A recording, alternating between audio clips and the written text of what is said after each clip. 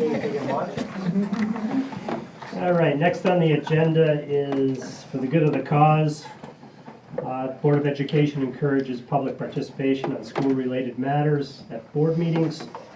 This is to allow public participation for a period not to exceed 30 minutes. This has been set aside at the beginning of the board meeting. As a general rule, public participation will be limited to 5 minutes per speaker. Anyone wishing to speak should state their name and sign the sheet. I might add that this is not a time to expect feedback or resolution to any issues. Anybody like to address the board? Yeah, I read that for nothing. Come up with something. You can just start from memory. All right. Moving on to reports for the board. We have a couple of presentations, which I look forward to. I'm sure everybody does. The first is Tina Clark on the popular topic of vaping. This is one of the topics that we had listed in our adjournment section of our meeting under old agenda topics. So Tina is here today to give us, as part of the prevention team, to give us a presentation on vaping. So I was asked to do a very brief overview. So this is an hour presentation that we've been taking around the county. Champlain Valley Family Center developed this, so thank you to them. And with some modifications. And I'll just point out that this device in this hand is a Juul, and the parent says, "What's this?" The kid said, "Oh, flash drive for my English project." Awesome. Keep up the great grades, son. To that, so if you can't see that. So basically, vaping, it's the same old stuff as smoking. Some new names, some new terms, some new devices, but all the same reasons. So this is a quick overview, and this is from the Catch My Breath curriculum, oops, sorry, which we are doing this week in the 7th grade, and we'll be moving into the 6th and 8th grades in the near future.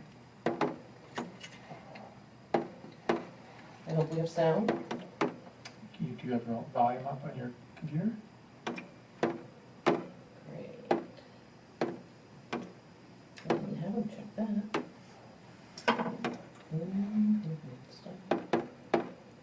All right.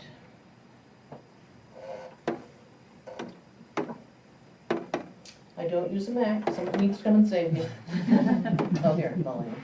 Oh, yeah. Here you go. Thank you got. Okay. Unless it's. I don't know, it's not really showing anything. This is not a Mac. This is a. No, it isn't. PC. What's that?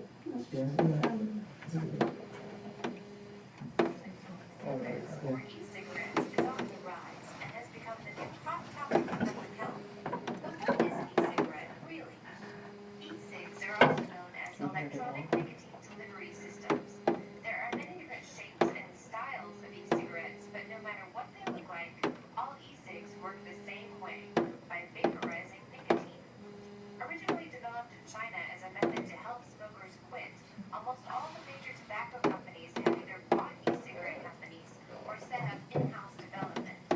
It is possible to buy e-cigarettes labeled as nicotine-free, but when scientists at the FDA tested these nicotine-free e-cigs, they still found small amounts of nicotine. Nicotine is the highly addictive drug naturally found in tobacco. E-cigarettes are designed to deliver nicotine into the blood, just like regular cigarettes, by smokers inhaling it into the lungs. But how do e-cigarettes contain nicotine if there's no tobacco? Since nicotine cannot be turned into a vapor on its own, it's mixed with chemicals called propylene glycol and vegetable glycerin. This mixture is called e-juice. When a user inhales, the battery heats the e-juice, which becomes a vapor that gets inhaled into the lungs. There are a wide variety of e-cig products, and each contains e-juice with a different amount of nicotine and chemicals. But scientifically, what do we know about this e-juice liquid? Well, not much. Without regulation, companies are not required to inform consumers. E-cigarettes are often marketed as cool and fashionable, but this new trend is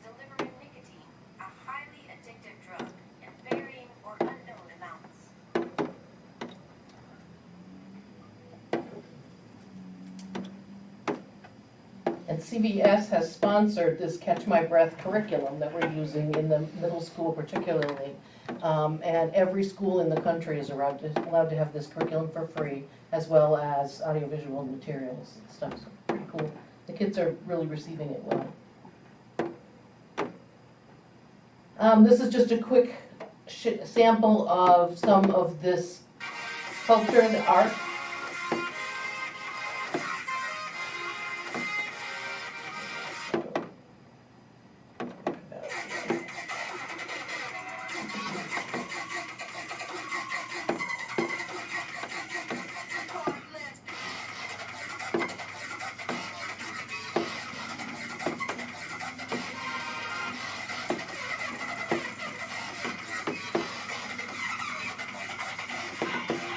So they have shows, so that's part of this attraction to kids, is that they wanna be like the Begots, be able to do that. These are the jewels. So why are we concerned? The jewel came out in 2015. By 2017, they had 40% of the e-cigarette market, and they were a $1.16 billion industry. This year, they have 74%, and they're now a $16 billion industry. So this is skyrocketing, not just with our kids. With our kids, the national numbers have gone up 900%. We will be doing the prevention needs assessment survey here in the school by the end of the month, and we will have numbers. And based on my referrals for kids who are vaping, we're going to see that there's been some experimentation with this.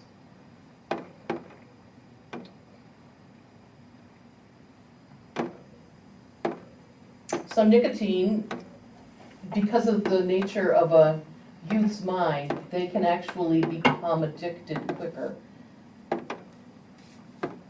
And we know about how the brain prunes. I talk to the kids about the things that are going on in their brains as they come from adolescence moving into adulthood, and how important it is that they're not putting substances in there that interfere. They love it when I tell them that this pruning process, this cutting of the neurons and then the myelin sheathing of the connecting, can make it like 3,000 times faster.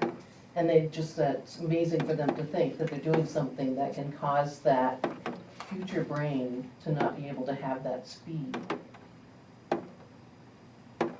And also because of this time period, this may be why we're finding the incidences of the psychiatric disorders, new onset schizophrenia and other things like that in this time period. So again, really important that they're not messing with that process. And how did they get them? So the most common way is that they get gift cards. And you can get a prepaid gift card, and you could go on the internet and you click the box that says that you're over 18, and you have it shipped to your house, or if your parents don't allow you to have packages shipped, you ship it to your friend's house, whose parents are cooler. Parents buy them. I've had 7th grade grandparents who have purchased e-cigarettes for their grandchildren because they're not harmful. They believe that they just have flavor and they're cool and they make them calm. They don't recognize the role that nicotine can play or future addiction. They have YouTubes on how do you vape in school and how do you hide these devices, and the kids have seen all of these things. And I thought this was important to end with. So what do you look for? Pens that aren't pens, the flavors. Some of our staff were commenting how nice it was to go into the boys' bathroom now, because it's always been a stinky place in the past, and that's kind of a fruity, sweet-smelling place. It's like,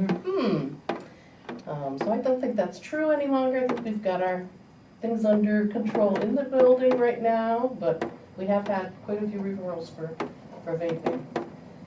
Interesting to know about the increase in the water intake, and some teachers have also been noticing this in school.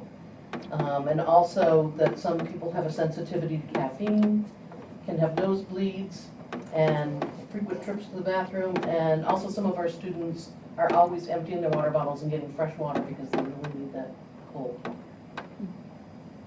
So that is vaping in 5 seconds or less, well, maybe 5 minutes. But I entertain any questions. So, like, in our school, what would you say the prevalence of vaping is right now? I mean, out of the 300 kids that are in the middle high school, what percentage are we talking about, or do you even know? So I would tell you that there have been approximately 8 students who have been caught. Some of them have been caught multiple times. And I would guess that there's probably 2 to 3 times that number that are experimenting. So roughly 10%, would you say, or something? Yeah.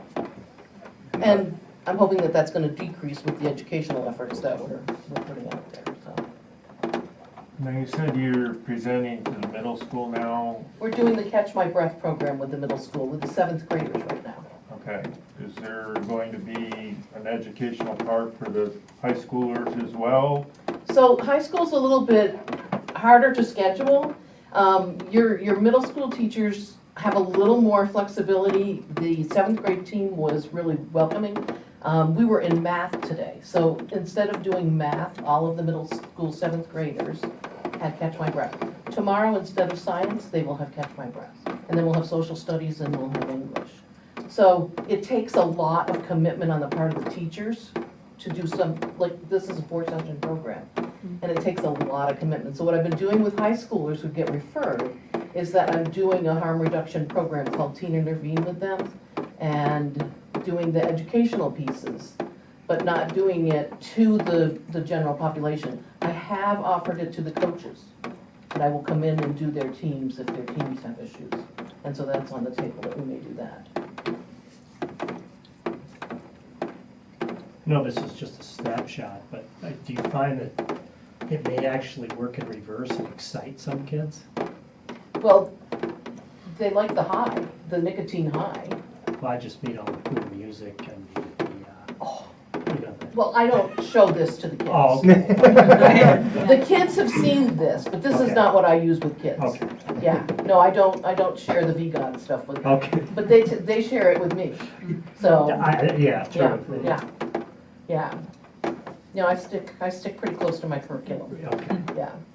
But I was kind of surprised by that. You know, I remember back in the day, the smoke signals, you know, smoke rings, but you can buy a ticket and go to a show. And they have competitions. It's, you know, it's a little different than what used to be. Are you following any of the push back against the companies? I am, and we're, you know, watching that. When I started this presentation, that was before the FDA declared it an epidemic. And so I was thrilled that we now have an epidemic declared and can at least get some teeth into it. I'm not sure that I like the recommendations. You know, that one of their big things they're going to do is they're going to paper every bathroom in the country, every high school bathroom with, you know, why you shouldn't vape. And I'm not sure that that's the most effective way to go. So rather than putting out mandates, I'd like to see them do something like this Catch My Breath program for other ages. So, Watched an interview with the CEO from Jewel, and yeah, it's, got that. it's scary that how similar to cigarettes, you know, 30 years ago it is. Yeah, the advertising, yeah, And just the denial.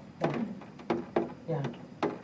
We don't market to children, That's yeah, yeah. That's right. But we have all these attractive flavors and we recognize that they're Yeah, using right, them. yeah. Yeah. I love that. Yeah, I love Cotton it. candy flavor, but not Yeah. for children. Yeah, yeah. Any other questions? Well, thank you for having me. Thank you. I'm happy that you're on top of what's going on in our kids' lives. Thanks, Ina. Next report is on special education. Our CSE Chair, Sarah Allen, will provide the board with her annual special education update.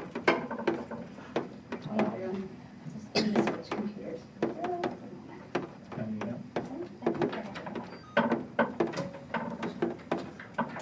So for those board members who are new, it's an update because about 3 years ago, Sarah created a comprehensive presentation based on a comprehensive set of data and other information on our special education program. We didn't have it in any one place. And so a few years ago, Sarah put it together, and now it's a matter of every year, tracking how we're doing and tracking our trends. And you've already seen what some of the slides are, and Sarah will talk about that. But so it's not only helpful in a one-time presentation, but it's also helpful over time to see how things are changing, and maybe why is evident in the numbers, or maybe it's not, and that's something that we could raise questions about, or we could talk about. Thank you for allowing me to come and present. Thank you for your time and your dedication to the district. We appreciate it. If you have questions, feel free to ask as we go through. So the first slide is just an overview of our LPCSD population of students. So in the blue is the general education population, and then green is students with disabilities, so the SWD is students with disabilities, and then the yellow is students with for accommodation plans. So you can see that we have stayed within, over the past 4 years, we've increased slightly, but not, it hasn't varied very much. This slide is just showing the staff ratio in the school district. So we have 68% of the staff, general education staff, and then we have 9% are special education teachers, 17% special education teaching assistants, and related service providers, which is occupational therapy, physical therapy, psychologists, speech language pathologists, and then the 1% is the CSC chairperson. On this slide, you can see over the last 3 years, there's been a slight shift of student numbers from the elementary to the middle high school, and that was last year. There was a group of students at the 5th grade, so in 2016 there was a group of students at the 5th grade level that then moved up to the middle school in 2017-18, and so that's where that major shift came. So there are a few less students with disabilities at the elementary level than there are at the middle school.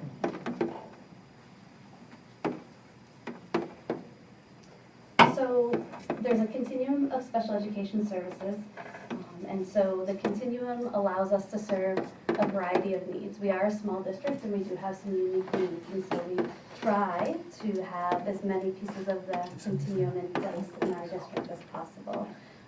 The majority of services come through what's called consultant peers that do not have disabilities, so they're all working together in that setting.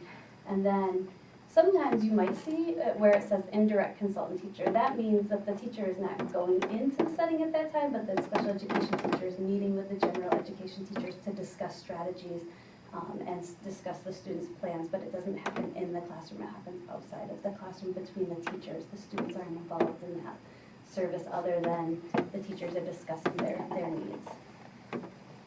There are also resource room services are a service that many students that's also a service that's utilized often in our district. Students receive supplementary instruction during resource room time. So they might be working on reading and increasing their reading skills. They might be working on writing. They might be working on math, or it might be a combination of those pieces during that time. And that can be in the general education setting, or it can be provided outside of the general education setting.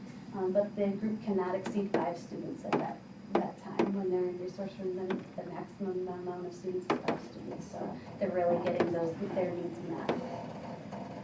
Related services, as I said before, this is our speech language pathologists and physical therapists and our occupational therapists and our counseling services. These services can be provided in the classroom. They can also be provided outside of the classroom in the therapy setting. Really depends on the student's needs, but we do have them working inside and outside of the classroom, or a combination with students.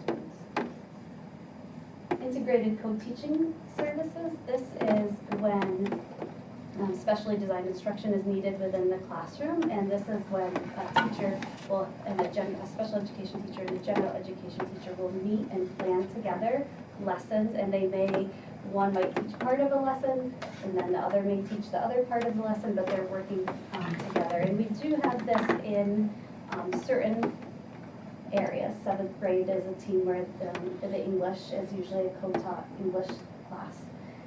That's the stars next to that, the asterisk is next to that, because this is on the continuum, but it's the one piece of the continuum that you do not have to have. It's something that the state has said you do not have to offer this piece, but for some students we find it works well, and we've utilized it. Then, as we go down, you'll see that there's the services that are coming up next are all outside of the general education setting. And so 15-to-1 or a 12-to-1 special class is a service when there can not be more than 15 students to one special education teacher, or 12 students to one special education teacher. And these are for students that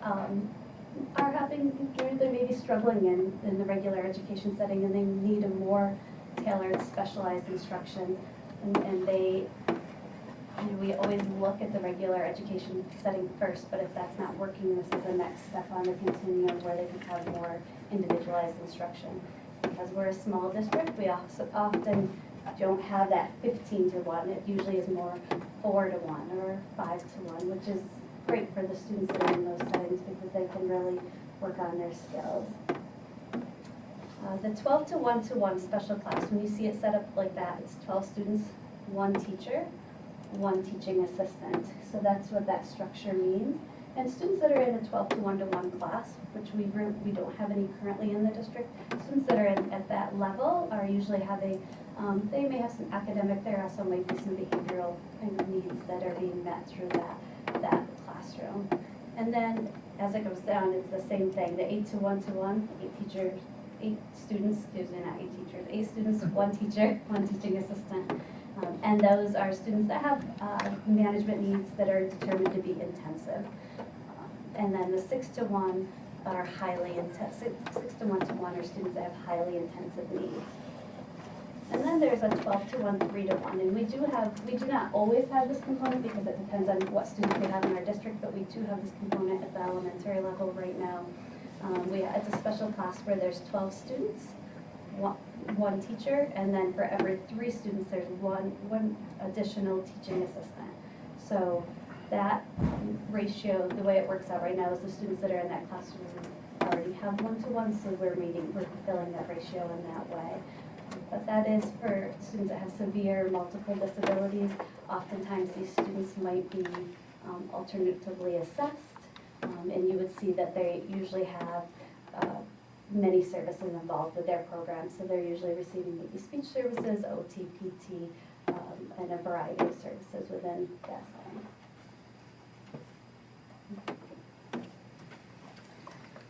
So I just went through kind of what each service was, but this shows our numbers for our numbers for 2018-19. So we currently have 3 students that are at CBES BOCES. So you'll see that's that first setting, and that setting occurs once if the continuum within our building is not working and we are not able to manage the needs of the students within our setting, then the next step is to look outside of our school. And we have had to look at that for a few students, and they are being successful in their placements currently at the BOCES. 12-to-1 plus 2 was not on the previous slide, but that is a preschool service. So that is, if we have preschoolers that are receiving a special class service, that's that service. So you'll see we have a few of those. And then the rest of the services are listed there. Consultant teacher is the service we utilize the most.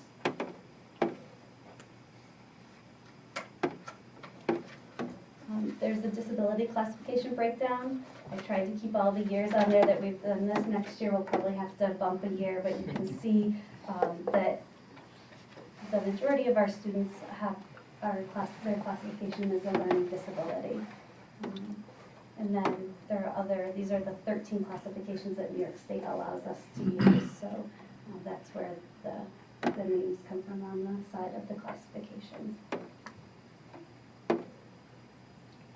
Sarah, what is OHI? Other health impairment.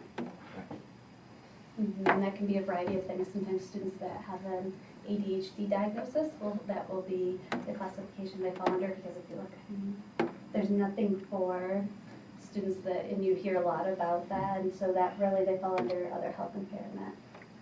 And there's other other disorders that fall into that category too, but that's usually the most common that we see. We are working towards, and it has been a goal, to get as many students into the regular education setting as we can, and you can see that we're continuing the trend of being more inclusive with students in the classroom is continuing to go up. I think that we're going to see it kind of taper off, because there are some students that just have needs that have to be met outside of the regular education setting, but we are working really hard to make sure all students have a chance to be with their same age peers in the regular education setting, learning from the general education teachers. This compares, so this, I'm going to go back one. This is for this year, well, you'll see the years over here, but 2018-19, you'll see that we're at almost the 80 students that are in the general ed setting. This, when I pull it from the state ed website, I have to go back to 16-17. That's the most current data that they have to draw from. So I've compared our district with other districts in the area for 16-17. And you can see that we're right up there. Timberlake does a really nice job as well there, but I feel like next year you're going to see that increase even more because it's a year behind. So.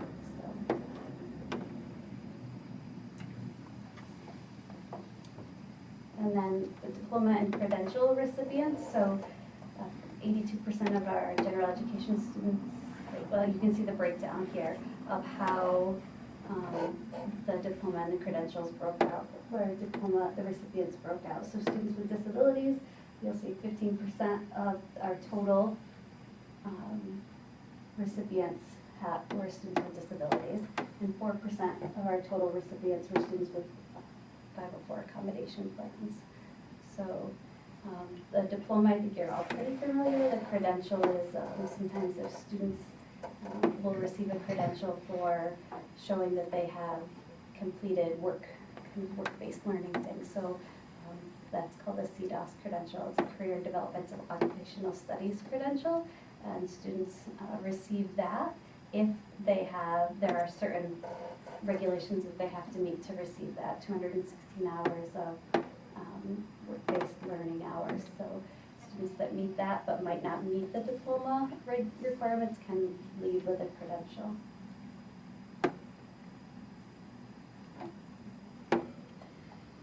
So we do have some parentally placed non-public elementary and secondary school students with disabilities. So this is when parents have chose to have their students in a private school within our district. If they have disabilities, we do oversee their IESP. And part of what we do is we set up where and how services would be provided. Right now we have low numbers outside of the district right now. There's really only one student, but we hold the meetings here and we work with the school on how those services are provided to that student. And then we also have one student on home instruction, and so it's similar to if they're privately placed. If there's evaluations, we complete those evaluations. We hold a meeting every year with those families. We ensure that they can have equitable services if need be, and then actually the board helps to determine where the location of those services happen. Do you have any questions? Sarah, with the kids who are in school, where are we doing that instruction now? Is that here at our school, or is it in their home, or is it somewhere else? We would offer it here. We are offering it here. I find many times families decide that that's not part of what they want to partake in, so they don't always come here, but we do offer services here, and we have worked with families on times and things when their students can come in and receive those services if necessary. Thank you.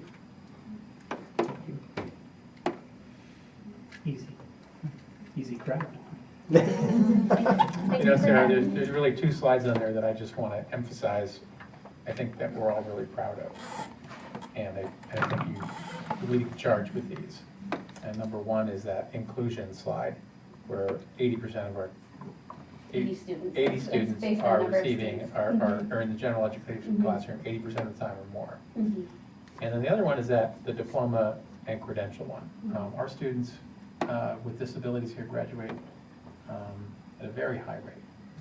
And again, I just think that's something we're proud of, and we should highlight it, and I just want to add in thank you for leading the charge for all that. Well, we have great staff and teachers and principals. It's a team effort. So thank you though for supporting us and for just all the work that you do for us. We appreciate it. And, if you have questions, if you think of questions, feel free. You can email me, you can call, and I'd be happy to answer them. Thank you. Thank you very much. Thanks for coming, Sarah. You need to plug back in. I don't think so. Joe, do you have a PowerPoint? No, I don't, sorry.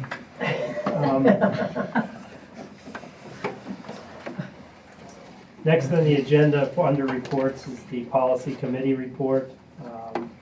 Policy committee members include Patty Gallagher, Dr. Catania, Faber Smith, Mary Werner, Martha Spear, and Joan Valentine. Joan is going to give us a report. Please. Yeah, without a PowerPoint. We met on October 11th here, and we went over 3 policies, 0110 sexual harassment, where we made changes. Basically, the state made changes to the sexual harassment law, so we brought our policy up. And it actually, we included there who is covered by the required annual training that the sexual harassment requires. We did policy 1400, public complaints. That synopsis of that was we direct our Title I complaints to the Title I coordinator, and then any appeals after that from the superintendent. That was the major change we made on that. The last one was that we had to change was 2340, notice of meetings. And that, the synopsis of that was updates, making public notice on the website and providing links to the online streaming of board meetings. And then we due to concerns taken at prior board meeting, we looked at the wellness policy again. And we just changed the wording to that provides more flexibility so that our building principal can make judgments. Let's see, gives her additional flexibility. And we also recommend in the meal scheduling to continue to work toward improving our meal scheduling. And we know that Sonia's working on more options for having recess inside. So that should take the concerns that the parents have. And we reviewed 4325, which is academic intervention services, and we didn't need to change anything. I think that's everything. Okay. Any questions? Comment. I'd like to avail my volunteerism again and put my name out for the policy committee. Because there might be still an opening, so I'd like to do that. Yeah, the only limit we really have is once you go to 4 members on the policy committee, then it becomes a public meeting because 4 represents a quorum for the Board of Ed. So as long as it's 3 or fewer, you maintain sort of that committee status. And right now we have 2, you would be 3. We'll put you on the calendar. And you can report the next time.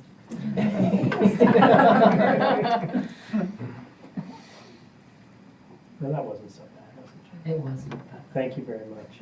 Next up is the NISBA convention report. As you read in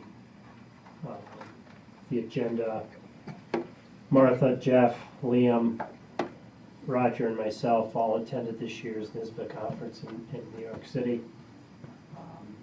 So what we'd like to do is just each of us give just a brief summary of where we spent our time and what little pearls we gained while being there. So. And we did post 2 documents there.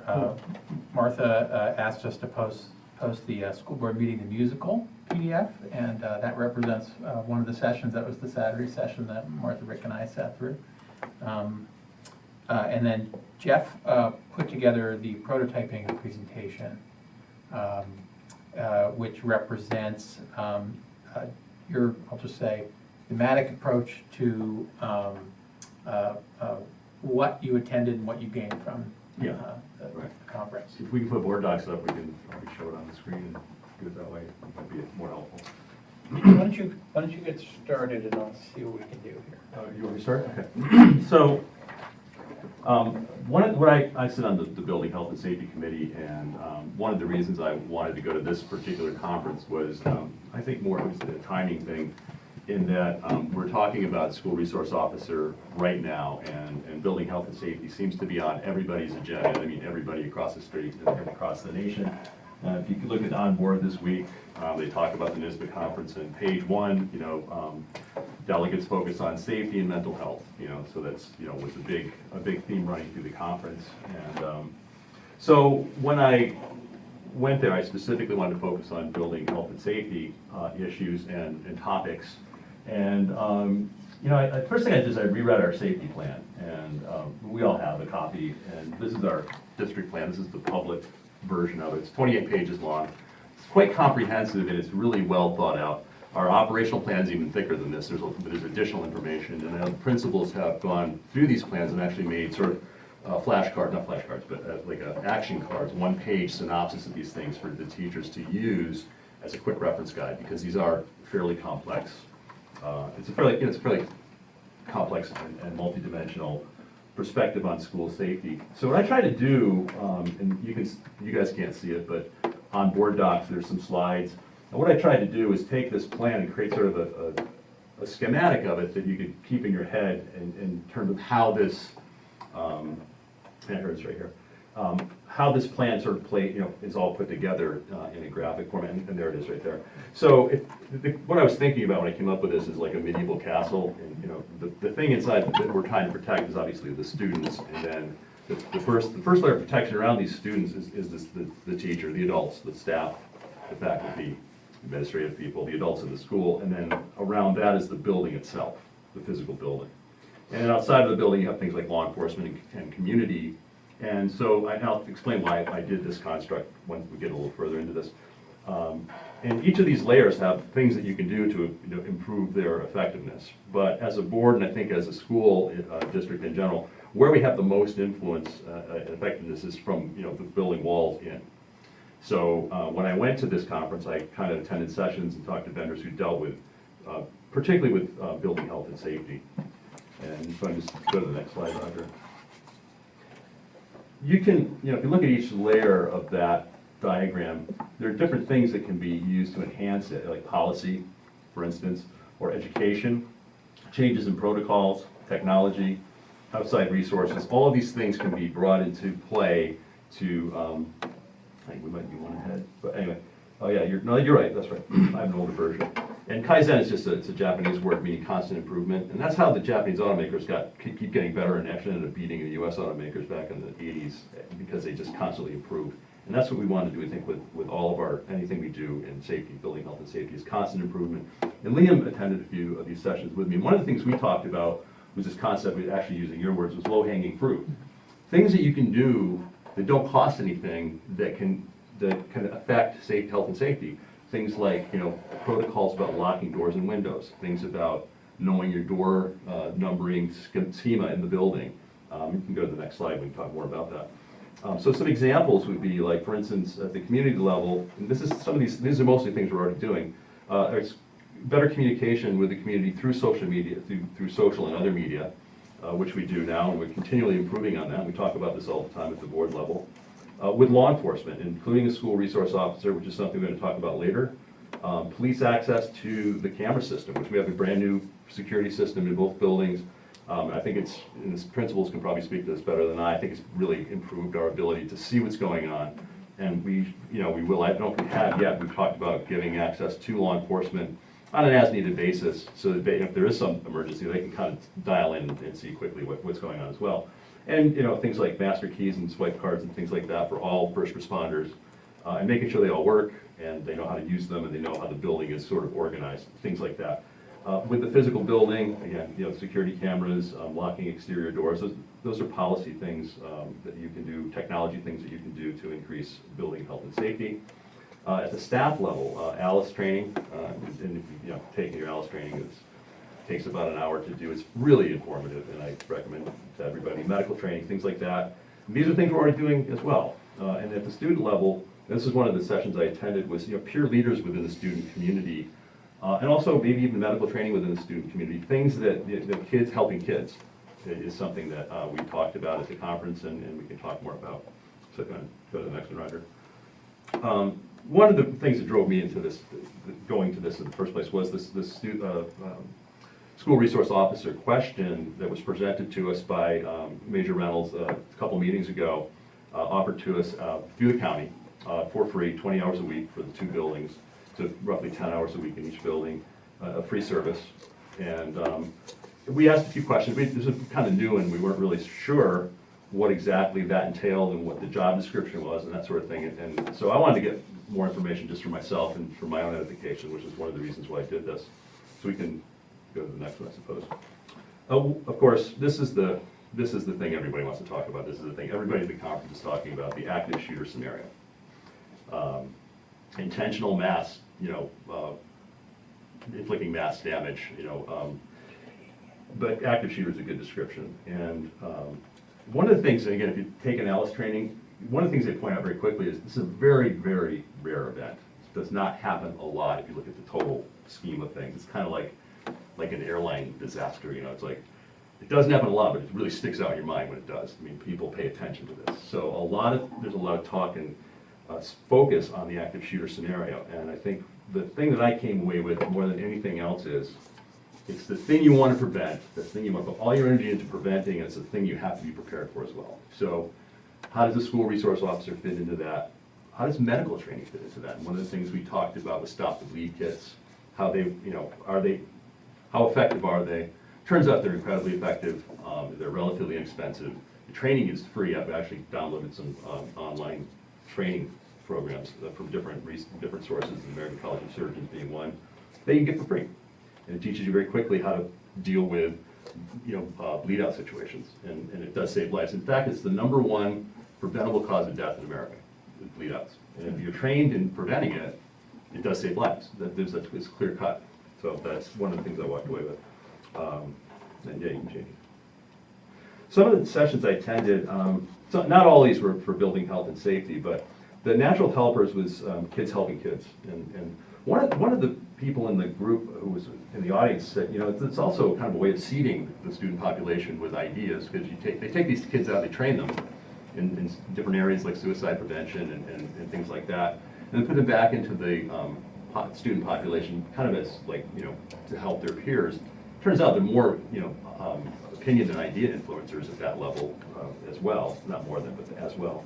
Some of the other ones, like recruiting teachers, was not safety related, but kind of interesting. Being prepared for an active shooter, it was put on by a security company. They basically used the Parkland event to describe how that all went down and what could be done about it. And I've got a lot more on that, and we can talk about it. We can talk about the school resource officer later on. And then at the expo, there were lots of vendors that we talked to about door locks and security systems and security assessments and things like that. So there's a lot of that type of information gathering as well. And I also looked at some STEM stuff, so because I was interested. And environmental safety, again, low-hanging fruit, things you can do that don't cost anything and that make the school environment more environmentally safe for the kids, like cleaning, changing your cleaning products, bus idling policies and things like that. And I guess the takeaway, Do those percentages mean something? they mean absolutely nothing. That was on the slide, and I just left them there because I was running out of time. It's my attention span as the conference went on.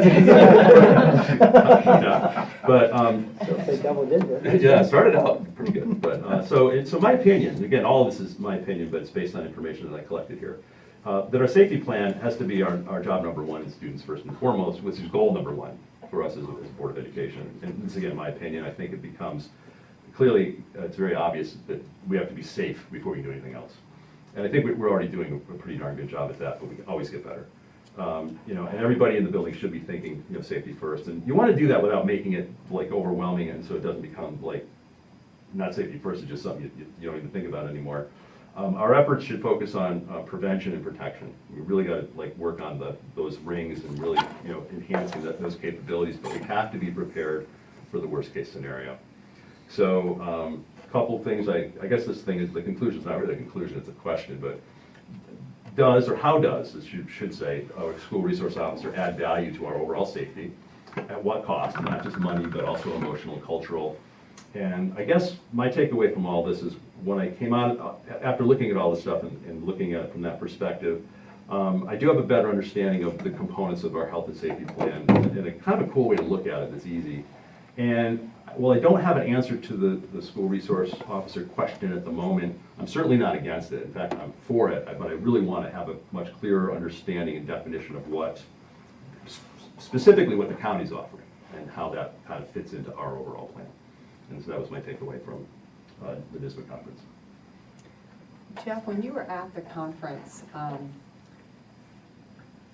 in the role that you have because you're on the subcommittee for safety and grounds, did anyone at all, did you discuss not just the physical building, but the surrounding areas around the buildings, Yeah. how to protect? And I have something I want to segue into, and it just happened to be a perfect opportunity. I had a mother come up to me about a week ago, and she brought up a very good point, and since then, I've actually lost sleep over the discussion that we had, because she was talking about how the plan, the upcoming next year, we're doing this capital project where we're intending to fortify the elementary school building, the entrance to the building, where we're going to have a new entrance, and it's going to be, correct me if I'm wrong, a double door system to go through. And we'll go through the same process where you'll have to identify yourself and sign in and all of that. And she brought up a very good point, and I don't know if this has ever been brought up before because I am new to the board. But she said, I can go up to the main door at the elementary school and ring to get in and go through this brand new facade that, we're spending X dollars on. But literally you can walk 50 feet down the side of the building to the lower elementary school parking lot. And at any given time, unless the weather's super bad, there's up 2.5, 3 hours of the day where we have 45, 50 children out on that playground running amok with absolutely no protection. And I was listening to her, and it makes perfect sense that you can drive in that lower parking lot, park your car, get out, walk over to the playground, and no one's going to stop you, and you got 50 kids running around. Versus this 50 feet up the little knoll there, you have to go through doors. And so when you were down in New York, I was just curious because it is something that maybe as a group we need to think about. How do we protect the children on that playground? Is there a privacy fence that can be put up to at least not give the visual of someone pulling in there? And when she told me that last week, I really started thinking about what a soft target we have, especially on our playground at the elementary school. And when you just started talking about this, I just thought, well, this is a great opportunity to bring this up. Yeah, it's a really good question. We did actually talk about this. I think Liam was in the same one of the same presentations with me. And a couple things that the most dangerous place to be in an active shooter situation is inside. Outside, obviously, that is the target area. It's dangerous too, but once you're outside, you have a much higher rate of survival. It's also, because it's not contained, you can scatter. So that's one reason. But also, just perimeter security of the grounds is something that, again, that's that constant improvement thing where that's a policy change that you can make, that there should be some sort of a surveillance capability when kids are out, because that happens all over with kids here at the elementary school, on the sports fields. I mean, that's one of my questions as well with you know, armed personnel, school resource officers in general, and their effectiveness and how you can best use that capability. I don't have an answer, but clearly it's a question that a lot of people are asking. You know, the other one is busing. I mean, buses are also obviously can be targets. I mean, it's a dreadful thought, but I mean, Sonia, you're there, and again, every day, you've got all those little ones out there running around, and there's nothing to prevent anybody that wants to drive into that parking lot and get out. You're right. And Yeah, and we have had people that have parked there before, and fortunately, they had no ill will, and because of the cameras, that has improved it. But we're very good, I think, as a staff, especially Bill Begor, if he sees a vehicle down there, he goes right down to it. I remember in early fall, there was a vehicle parked there for a while, and a woman was standing there, you know, so I went down and I asked the woman, I said, can I help you? You know, what can you do for me? And they were riding bikes, and they wanted a place, it was a public parking lot, she said, we needed a place to park. And I said, because it was just the woman there. Well, my husband's in the wood peeing. I said, you're here at a playground, a school playground. The woods is part of our playground. We have a trail through there. So she immediately went and got him out, and you know, and left. But yeah, had there been ill will, I can't say that nothing could have happened. Definitely, and you see the schools with the big fences and that, and it's just a tough thing because we're doing all these wonderful things which are amazing with, you know, the shatterproof glass on the lower levels, and then I don't know, it's like you have this fortress, but then they're put out loose 3-4 hours, you know, 3 hours a day just to run out there in the open. Once you're outside the building, it is much more porous. Yeah. It is just. If we can move on, Yeah, sure. just because we could talk about safety all night, because it is very important. Martha, do you want to? I didn't prepare a PowerPoint. Nor did I. Yeah. That's good. You It can was do the really music. good. Google Slides, by the way. Just a few tidbits that I took from it. The New York State puts $1.6 billion into education this year, and there are 700 districts in the state. That really rang my bells. So that's a lot of money and a lot of people. The commissioner, in her opening remarks, said politics and children don't always match up, and that really struck me as well, because especially today being election day, but students have their needs that come first. And anyway, the best workshop I attended was a panel of students. This panel on the front of On Board, they were all interested in anti-racism work, and they were there from different schools, and they spoke eloquently about their experiences. Some of them were students of color, and some of them were white students, and there were boys and girls and young and old. The quote I took from them that really resonated was, one of the students said, "We're the voices, but you are the vote." So what they were talking about, they felt that they didn't have the power yet to vote, but they will. And then other things like the Stop the Bleeding class from the active shooter training, and lots of little things.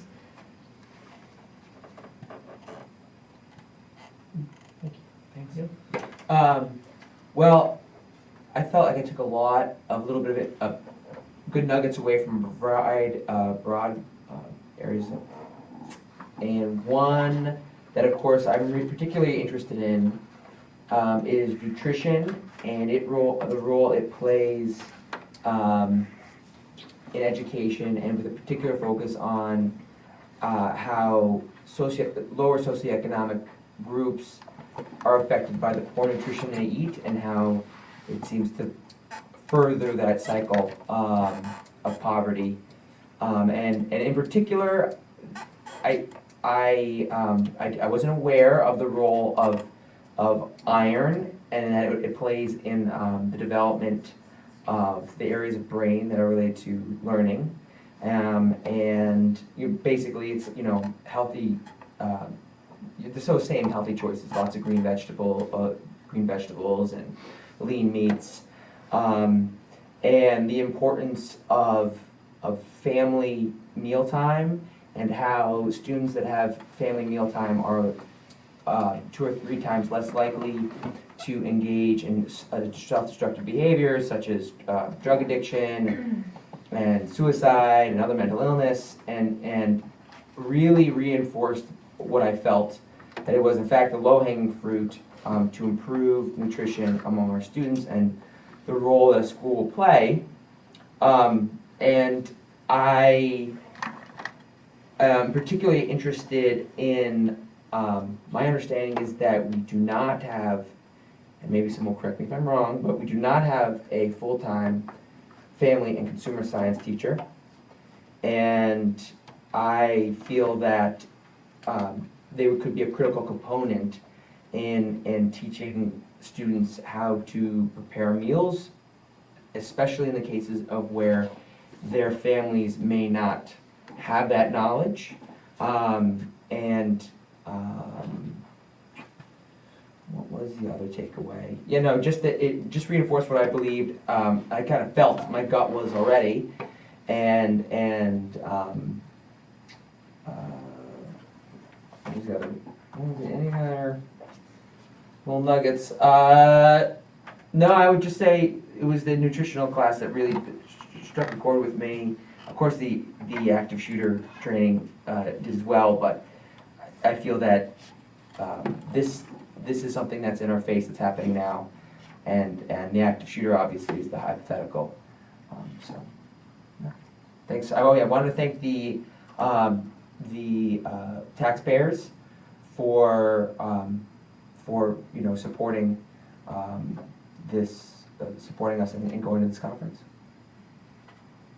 May I say one more thing before we go to Roger? I forgot about the school board meeting, the musical slides. The reason I wanted to have that is it's full of practical information about how to run a good school board meeting. And there were lots of things in there that I'd never heard of, and certain rules and regulations. So it's good, useful stuff. It was also very entertaining. Yeah, we'll be having tryouts. Colleen and I did it at the training we just attended. They reprised it without music, and Colleen was the superintendent. Yes, I was, Roger, just for that 5 minutes. It was great. You're right. I'll just add, I don't want to add too much, but the conference can be inspirational as well, and I'll just mention 2. One was the keynote speaker was John Quinones, who hosts the TV show What Would You Do? And the inspirational piece for me was just how powerful public education was in his life, getting him to the point where he is now. He was a poor Mexican kid whose family at one point had to travel around with migrant farm labor, and then here he is up there speaking with us. I found it to be inspirational. The other one at the Mary Ellen Elia spoke, but afterwards they introduced the Teacher of the Year, and I'm always really happy to see who the Teacher of the Year is. This was a young man, social studies teacher, and he made some brief remarks, and I wrote down just one. And if you know a little bit of your psychology, Maslow put Maslow's hierarchy of needs, right, with the very basic needs being at the bottom and the higher needs at the top. And then we talk often about Bloom's taxonomy, which is about learning, and we talk about at the very bottom of that is like memorization and comprehension, but at the very top of that is critical thinking and creativity. And we're always talking about Bloom's taxonomy, and this gentleman just made a real brief comment. He said it's difficult to meet the goals of Bloom's taxonomy if Maslow is not met. And I think that goes to some of the things that you were saying, and probably a lot of the other things that we talk about here. So Teacher of the Year was Al Hassan, says so, and he's an immigrant who came to this country, went to high school, was very highly impacted by his high school teachers, was motivated eventually to go on to college, and is now a teacher and teacher of the year. So it was very inspirational. There's a lot of inspirational moments around there, but I focused mostly on communication, communication lines, what I could find. I did attend for the third consecutive year the pre-conference communication, which is a half-a-day course. This year was on communicating under pressure. Covered three things: crisis communication, social media, and then intense public comment periods, which was a lot of fun. The first one sort of started off, I guess they didn't want to leave us on a bad note, so Dr. Janet Robinson was there, and she was the main presenter. And this is one of the few times that she's actually been out presenting. And she was the superintendent of Newtown Public School District during the Sandy Hook shooting incident.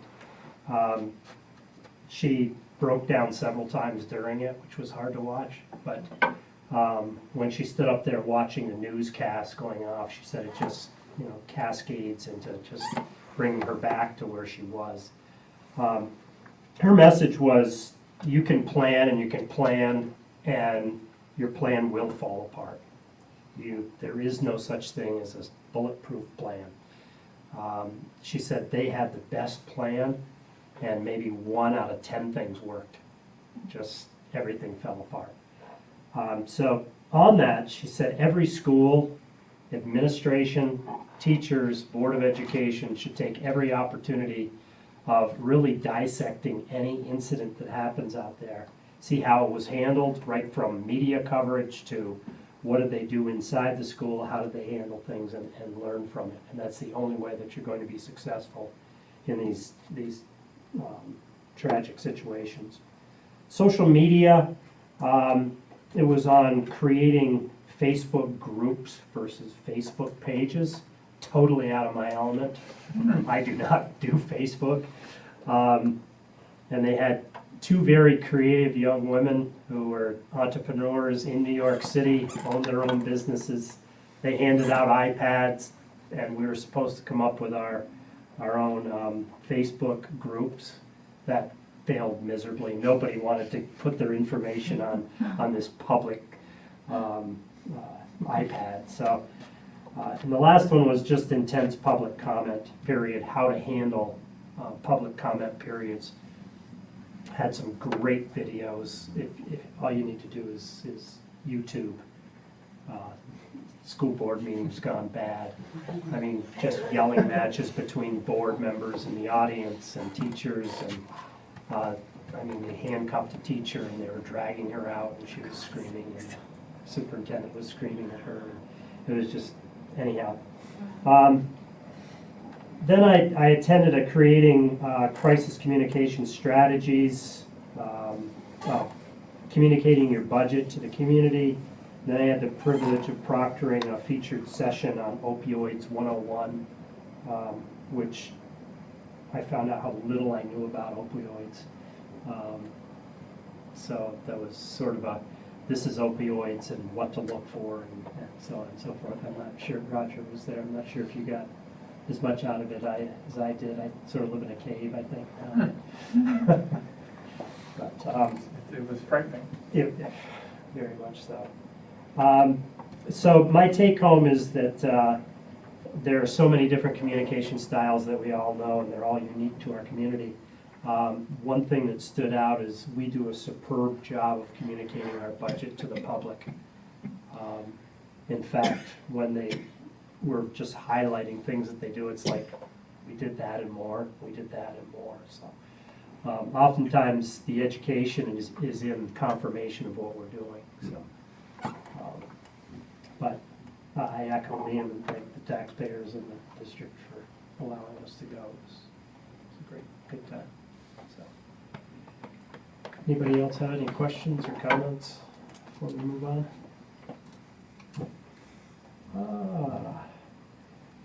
Dana's going to review with us the BOCES capital project. That's sort of new to a lot of people, I believe.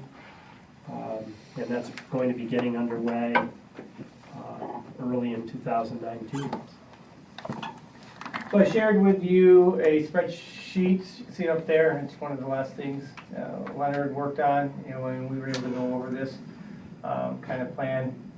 And as you can see, one of the things you guys did 2 years ago or so is kind of implement this reserve for liability claims of approximately $560,000.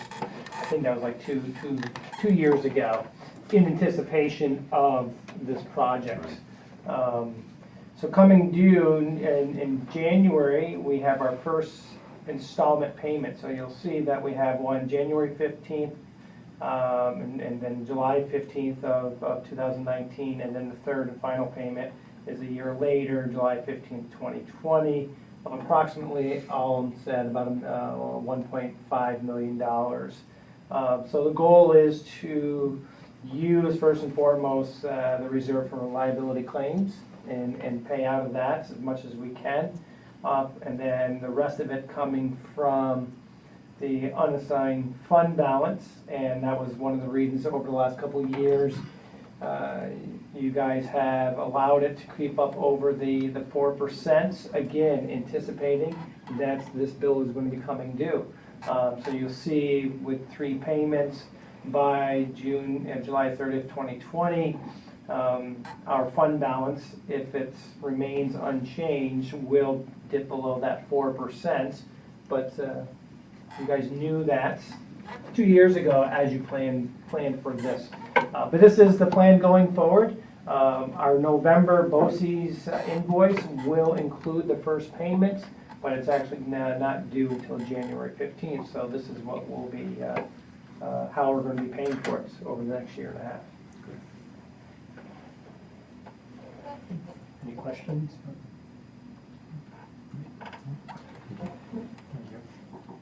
Thank you, Dana. Superintendent's report.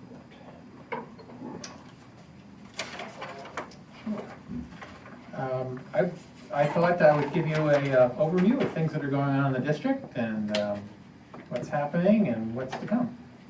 So why don't we start with fall sports, because the fall sports season is coming to a close. Winter sports practices have begun. If you pulled in, you may have seen the gym was active with basketball players, and the hockey teams are practicing as well. But in terms of fall sports, you may have already heard about the successes of some of our fall teams.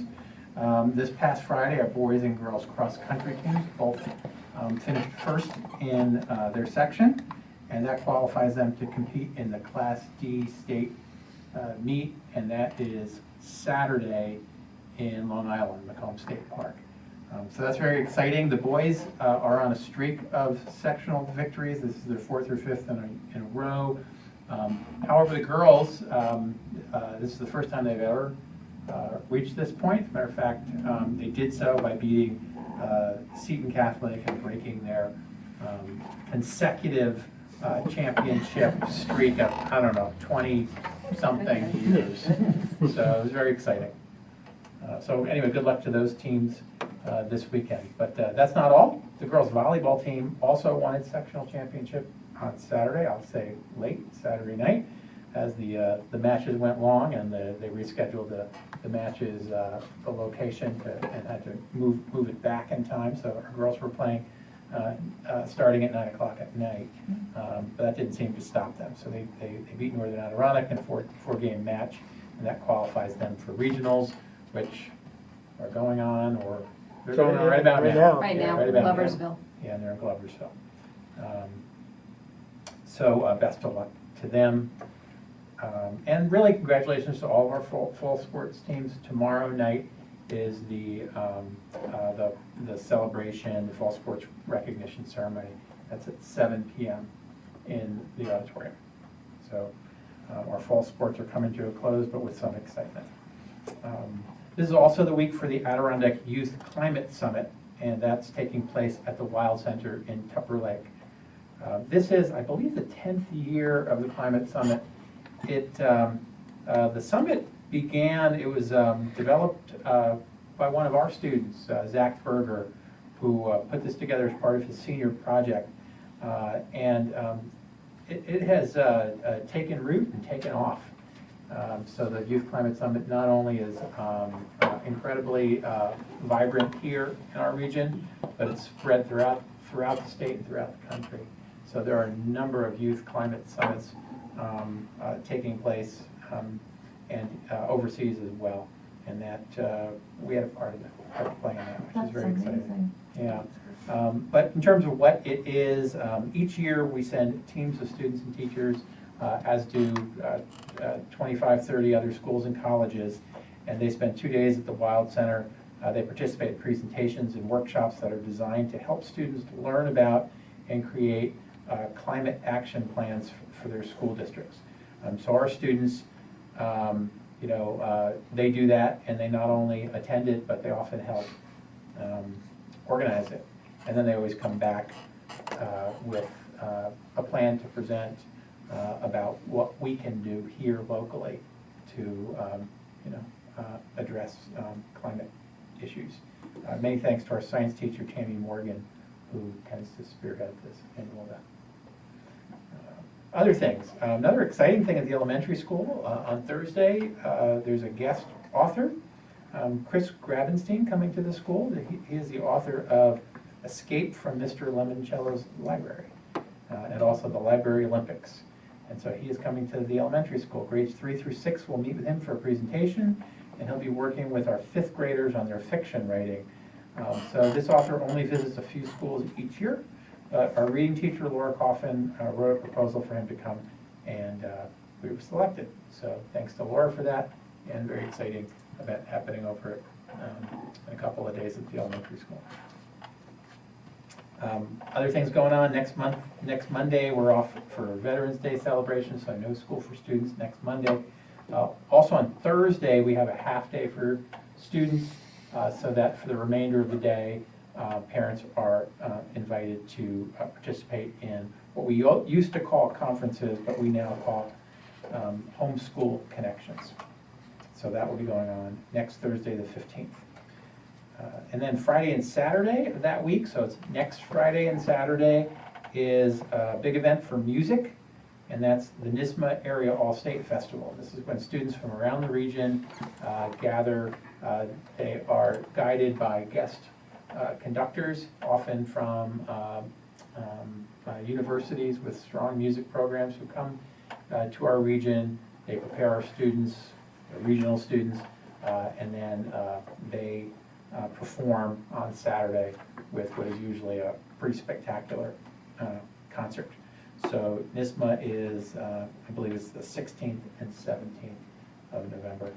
And then finally, Tuesday, November 20th, it's the last day of school before our Thanksgiving break, but this school board will be punctuating the school year leading up to, that part of the school year leading up to the vacation, because our next meeting, which is the 20th, is on the evening as we close school for the Thanksgiving break. So that's the next school board meeting. I look forward to seeing you then. Where is the music presentation taking? Ticonderoga. Okay. Yeah, it rotates around. Last year it was here. We hosted it, and we hosted, the performance was in the convention Oh, center. nice, Yeah. very nice. Any questions for me? Thanks. Personal note, congratulations to Dad, to Oh, thanks. Yes, yeah, very exciting cross-country year for my son as well as his That's team. great. Yeah. Okay, information for the board. There are 4 items listed there. UPS grant draft, farms to school costs, the FEH BOCES Component District Advisory Committee. I put out an email on that. We will need a representative, or we'd like a representative to go to that meeting. And audit claims. Roger, you want to address anything there, or is it all pretty I self-explanatory? think it's pretty self-explanatory, but there may be some questions from board members. Yep. Are there any questions about any of them? I was just wondering on the, is it the audit? Not the audit claims. No, we're not there yet. So I shared with you a follow-up on the farm to school, is that what Oh, you were yeah. going to ask about? Never mind. I had a note. And Rick, if nobody wants to do the component district advisory committee, I will volunteer. The information here on the farm to school, you might remember that came up a few meetings ago. And so this is the proposal from Saranac Lake, what it would cost for, now that the grant is no longer active, what it would cost us to participate just as a shared service with Saranac Lake directly. And you can, see there, it would be half of the total cost. Yes, okay, so now I know what I wanted to make. Okay. Yeah, got it. Yeah, so I saw this, and then at that point, I was like, I think I'd rather see the district have a full-time family consumer science teacher.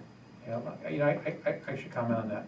Let me just make sure I go back here before I do. That was my thought, yep. Yeah, okay, and then the other document in here is sort of similar in terms of sharing the farm to school service, but this is going through BOCES. And when BOCES put it together, there was more involved and much higher cost. So I shared both of those with you. They happened to come on the same day, so I thought it was kind of interesting.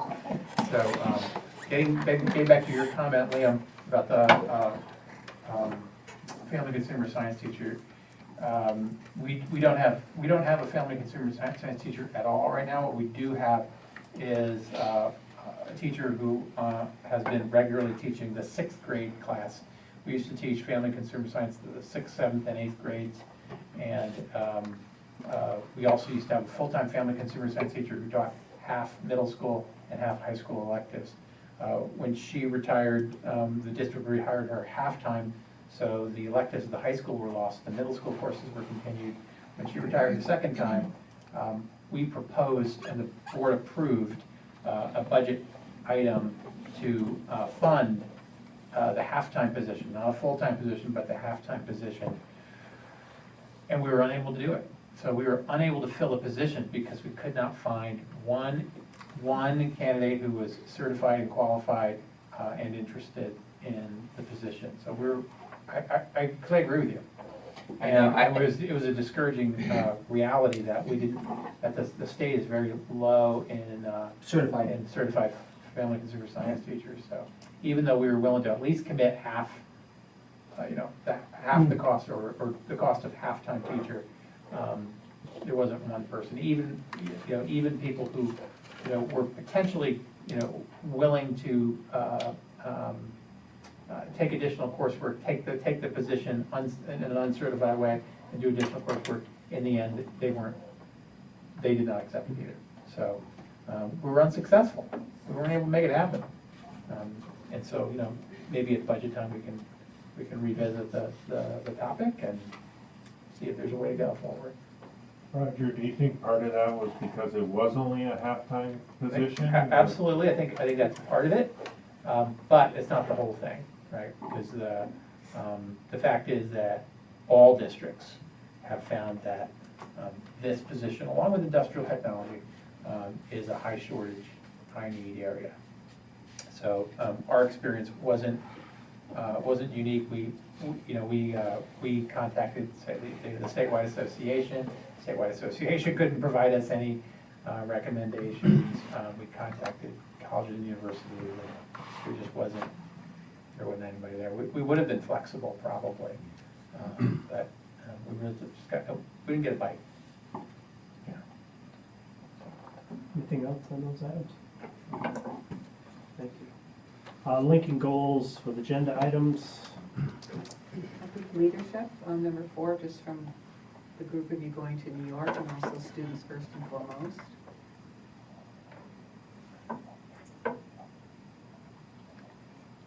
Thank you. Anybody else? Special education under student first and foremost. And Jones' report for policy committee under community outreach and involvement.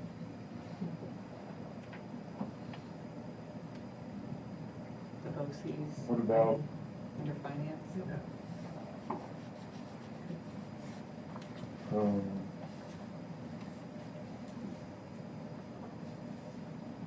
Tina Clark's presentation. Would that fall under?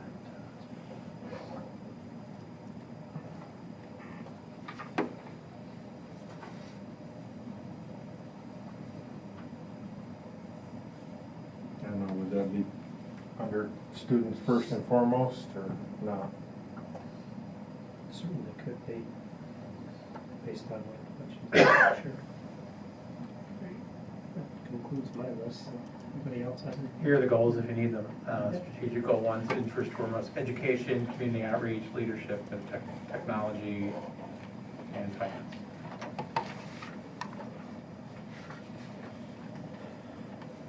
You did get the report on BOCES capital project under finance. Yes. Yeah, then that's it. That's all I have. Thank you. All right, moving on to discussion on school resource officer. As you all know, we've discussed this at several meetings and then tabled it after, not last meeting, but I believe it was the meeting, no, I guess it was last meeting, wasn't it? We tabled it. In the interim between then and now, Dr. Catania had a visit from the North Alba supervisor, Roby Politi, and was looking for our support, or what is the board's position, I guess it was. Dr. Catania briefed Supervisor Politi on the discussions. And as fate has it, Dan then forwarded to us all this article that's posted from the Sun Community News. And it pretty much summarizes what the Board of Supervisors was thinking.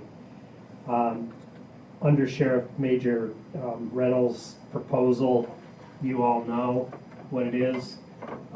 What the county manager's quote was that school districts need to put a little skin in the game, and the little skin comes to a $20,000 price tag that they're asking from each school district to contribute to the SRO program.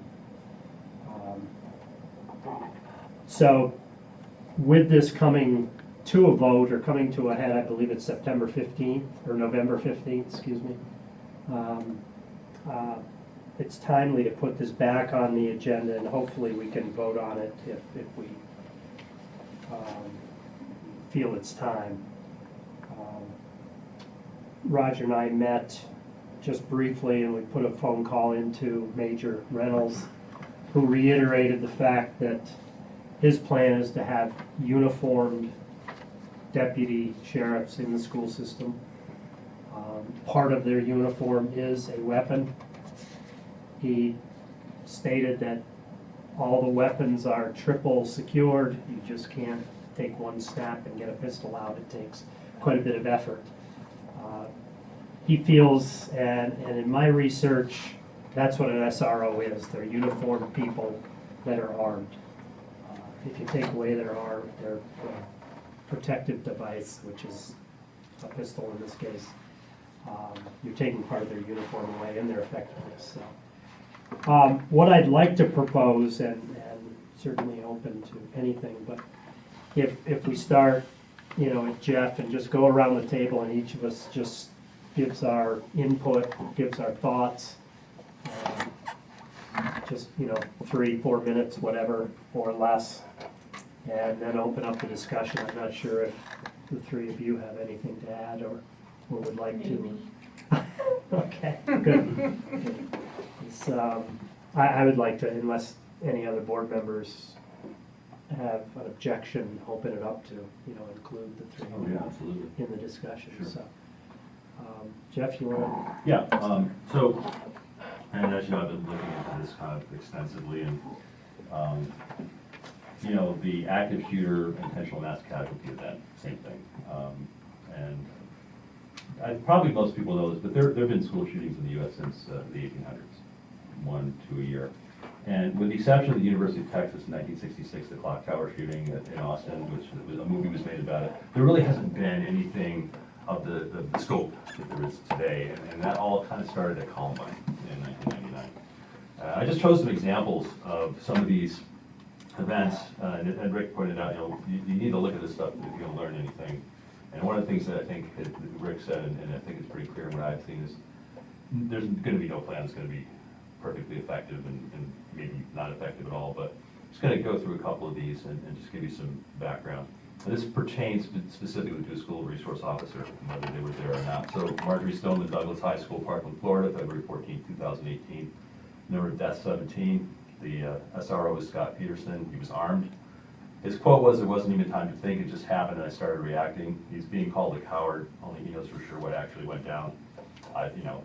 But bottom line is he was there, there were fatalities. Sandy Hook Elementary School, Newtown, Connecticut, December 14, 2012, 26 deaths, most of them little kids. They did not have a school resource officer. Virginia Polytechnic Institute, Blacksburg, Virginia, April 16, 2007, number of deaths 32. Up to that time was the largest mass shooting in the United States. It's been surpassed since by the event in Las Vegas and some others. There were armed campus security officers on site. The event unfolded over 2.5 hours, starting just before 7 a.m. and ending before 10 a.m. The gunman died of a self-inflicted gunshot wound. Again, there were armed security officers. Campuses are really different than our public schools. They have multiple buildings, much harder to understand and contain an event like this. Umpqua Community College, Roseburg, Oregon, October 1st, 2015. Number of deaths, 9, 10 become the shooter. Just prior to this event, the college had this conversation about hiring an armed guard, a school resource officer. They decided against it. Local police responded, but by then it was already casualties. Columbine, obviously, the thing that started this whole thing, or in my opinion, started the whole thing. April 20th, 1999. Number of deaths, 13, 15 if you count the shooters who died by self-inflicted gunshot wounds. Not many people know this. They did have a school resource officer on that campus in 1999. They had it. And actually, they actually fired on one of the shooters from the south parking lot. They didn't hit him, but there was shots fired as this thing was happening. That SRO was the first to call 911. This just happened in May. Santa Fe High School didn't get a lot of press. I was kind of surprised about it. May 18, 2018, number of casualties, 10. The school had armed police, and they had practiced active shooter drills. They had a plan. They did it right. They did everything right, and still had casualties. Now, name one more here. This is not of the same magnitude as these. This was Georgia Tech, September 16, 2017. There's only one death, and what it was campus police shot and killed a student. And the student was an LGBT president of an LGBT organization who called the campus police because there was a suspicious person around the dormitory.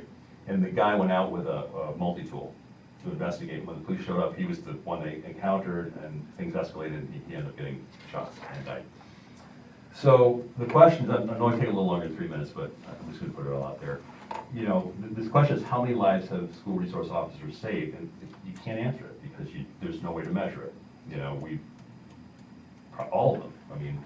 But what we do know is that the 6 major events that I just mentioned, 4 of them had SROs, and 4 of them all had also casualties. So, and that's sort of negative data, if you will. It's not positive, but that's all we really do know.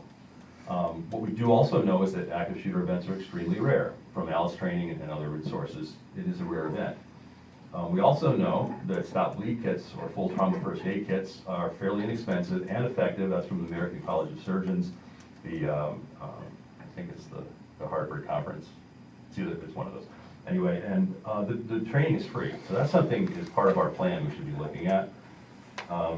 If our plan includes this SRO or not, we should at least have these trauma kits and train staff to use them if we're preparing for the worst. Again, it's a rare event, but I think you have to prepare for it.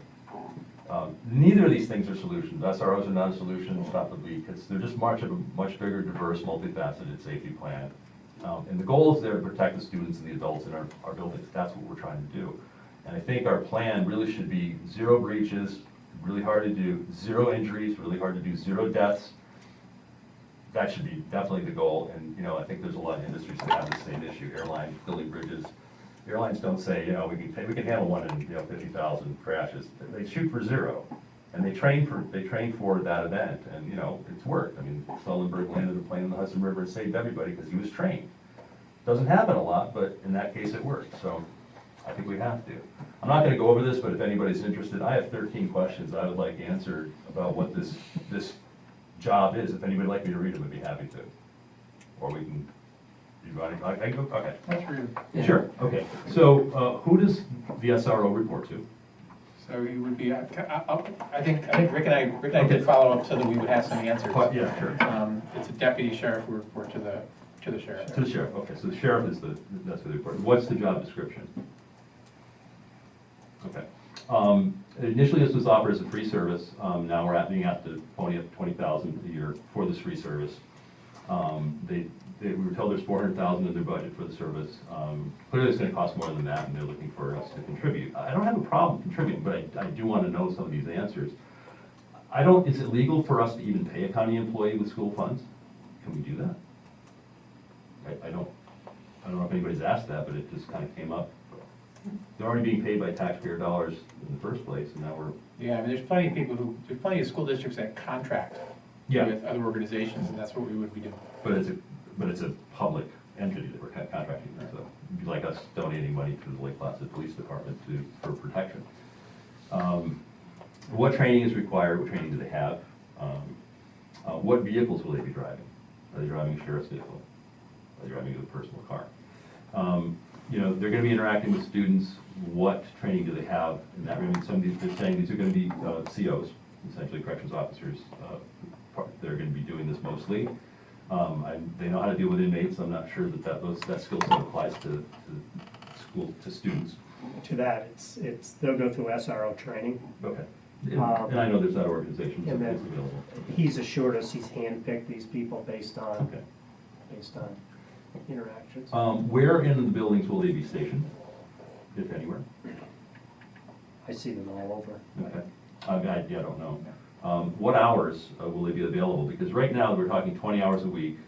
I figure we're open, if you count the elementary school and high school, about 100 hours a week, right? So that's 1,800 hours a Including year. after school practice. Yeah, talking practices and sports and stuff like that. I figured the high school's about, 60, and the elementary is about 40 hours a week that you got kids and faculty in there, roughly 40, right? Maybe a little less.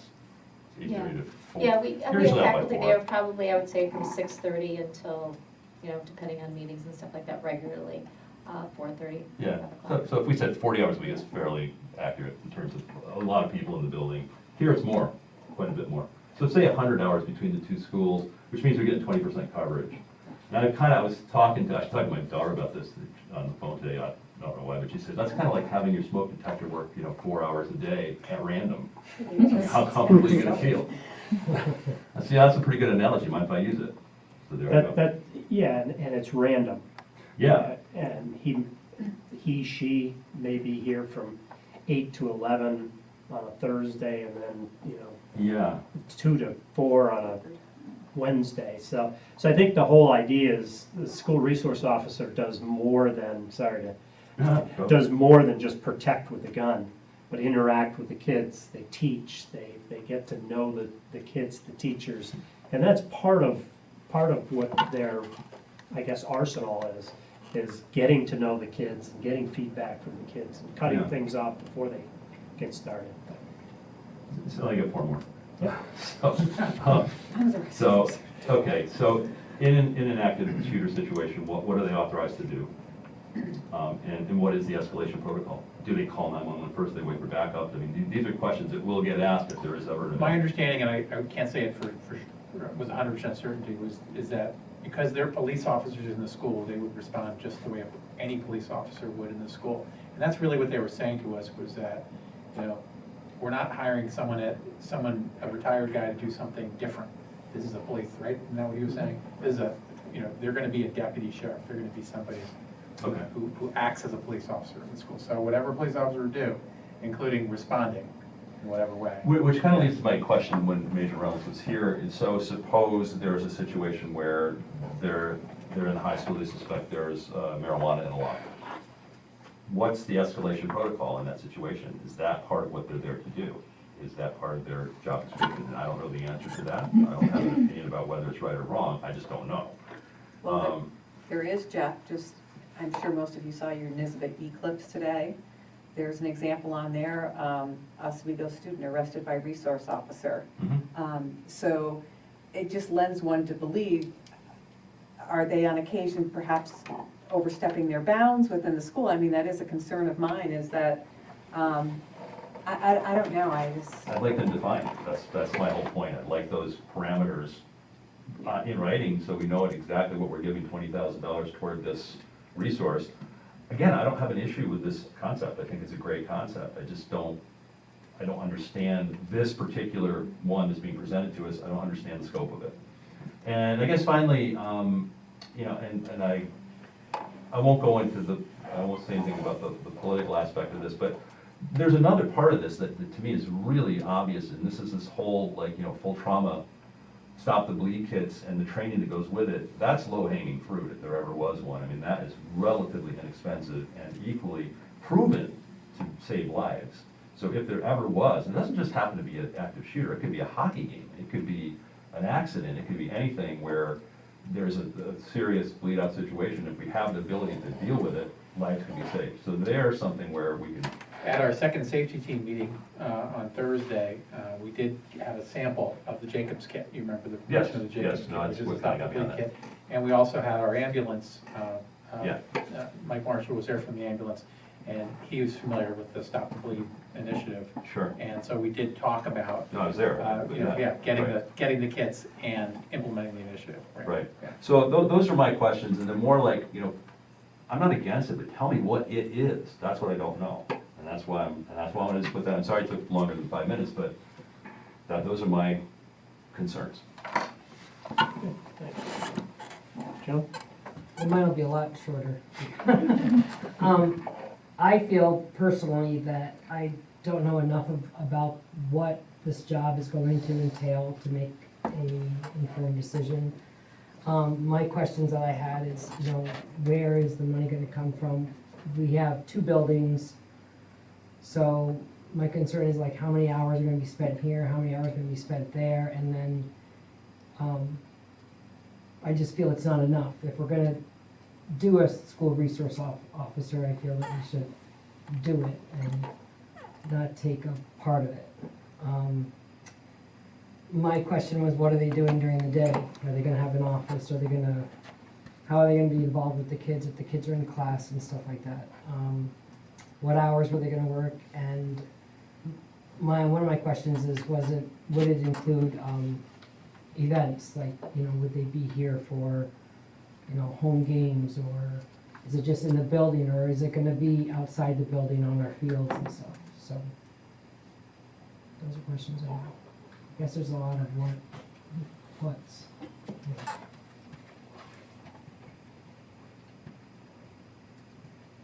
Lots of questions. I'm not gonna repeat, but you all just defined them beautifully. I recognize that having a police officer in the school could be great for student-police relations and could set up all of these kids for having a respect for police and a lack of fear of police. I think that could be a great benefit.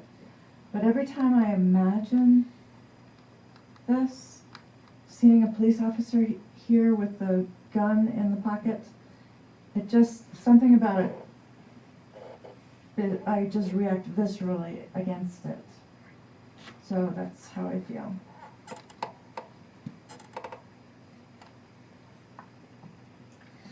The devil's in the details. You know, there are lots of questions to be answered.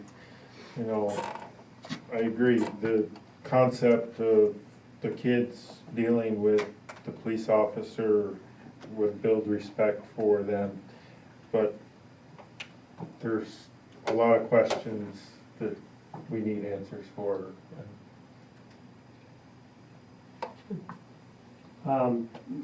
Personally, I go back and forth on this, so I get some of the same responses I've heard. I've touched base with dozens of people out in the community, and I was shocked at there is no pushback. Yeah, sound good. Which I was As you can tell. surprised. And again, they don't get into the details like we are here, but the question is, yeah, 20,000 isn't a lot, but we'll be voting later on $130,000 in repairs that's unexpected. We've got building projects, and once you get that SRO in your system, in your district, it's here. It's a 3-year contract is what they're looking for, right? Yeah. So, but on the other side of things, I don't want to be the only one in the neighborhood that has their front porch light off. Yeah. You know, all the other districts have them. Are we a target? By not having it, and the other districts do, I turn to, you know, the litigation experts. Are we liable? I don't think so, but so those I've got questions like everyone No, else. good So, questions, I agree. and I asked, Roger and I spoke a little bit, email, you know, one thing that I dislike in my position is having my boss tell me what to do without asking me. So I would like the input of teachers, administrators. If we say yes, throw an SRO in there, and they're like, wait a minute, hold it, you know, not in my school. So they were invited by email to give feedback. So that's. I'm just reading this quote. There has got to be other skin in the game, namely schools. Come on, that's ridiculous. And I mean, believe me, we've clearly got an interest in this, and I think that one way I think we could just work with our local law enforcement, namely the village. I mean, and we have a resource, and that is the Village of Lake Placid Police Department, and I think we just, go through the low-hanging fruit that we talked about at the conference, and that's namely make sure that they have access to our school, they have access to the cameras, they know what room is which room, so if we say there's an incident in room 202, they know where that is. And we start doing those 3 things, and then I think we'll be a lot better off. And I just, like everyone has said, all these questions, but then I think that we have local law enforcement that is right across the street, and so let's strengthen our ties with them. I think Jeff brought up many wonderful questions that we need answers to. But I was reading in our publication that as board members we get, and in it stated something that seems pretty clear, that the resource officer more than likely is not going to prevent an active shooter. Right. They're primarily in the school, and primarily at the middle high school level. They're there to foster and build relationships with children. So let's say, for example, we get somebody for 20 hours a week and they're 10 hours up at the middle high school and 10 hours at the elementary school. Well, the 10 hours up at the middle high school will probably or could be well spent fostering relationships with children that are of an age that are going to engage in a conversation. But for Sonia down at the elementary school, I personally don't feel that this armed guard that might be standing inside the front doors of the elementary school is going to be very well spent. And I know I brought this up earlier, and again, it was brought to me by the attention of a parent. I do feel that our playground is a really soft target. And if we're going to put a resource person at some point in our district, and even if it's only 10 hours a week at the elementary school, I want them outside. I want them outside on that playground, out on the perimeter, watching, doing whatever, than sitting on a stool inside the door with little children that are probably not going to have a relationship with the man or the woman that's at the front door wearing a weapon. And I don't know, I'm just not really totally sold on this concept. And if we're going to put somebody down there at the elementary school, then they need to be where they're needed, not sitting inside the doors, behind the shatterproof glass or behind the double entry. They need to be outside where the children are those times of the day when they're outside.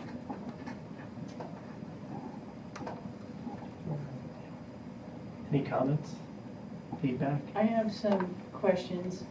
I called, once this came about, I called Richard Cutting, the sheriff, and he then called Major Reynolds, and within 2 minutes, Major Reynolds called me, and I asked him a bunch of questions.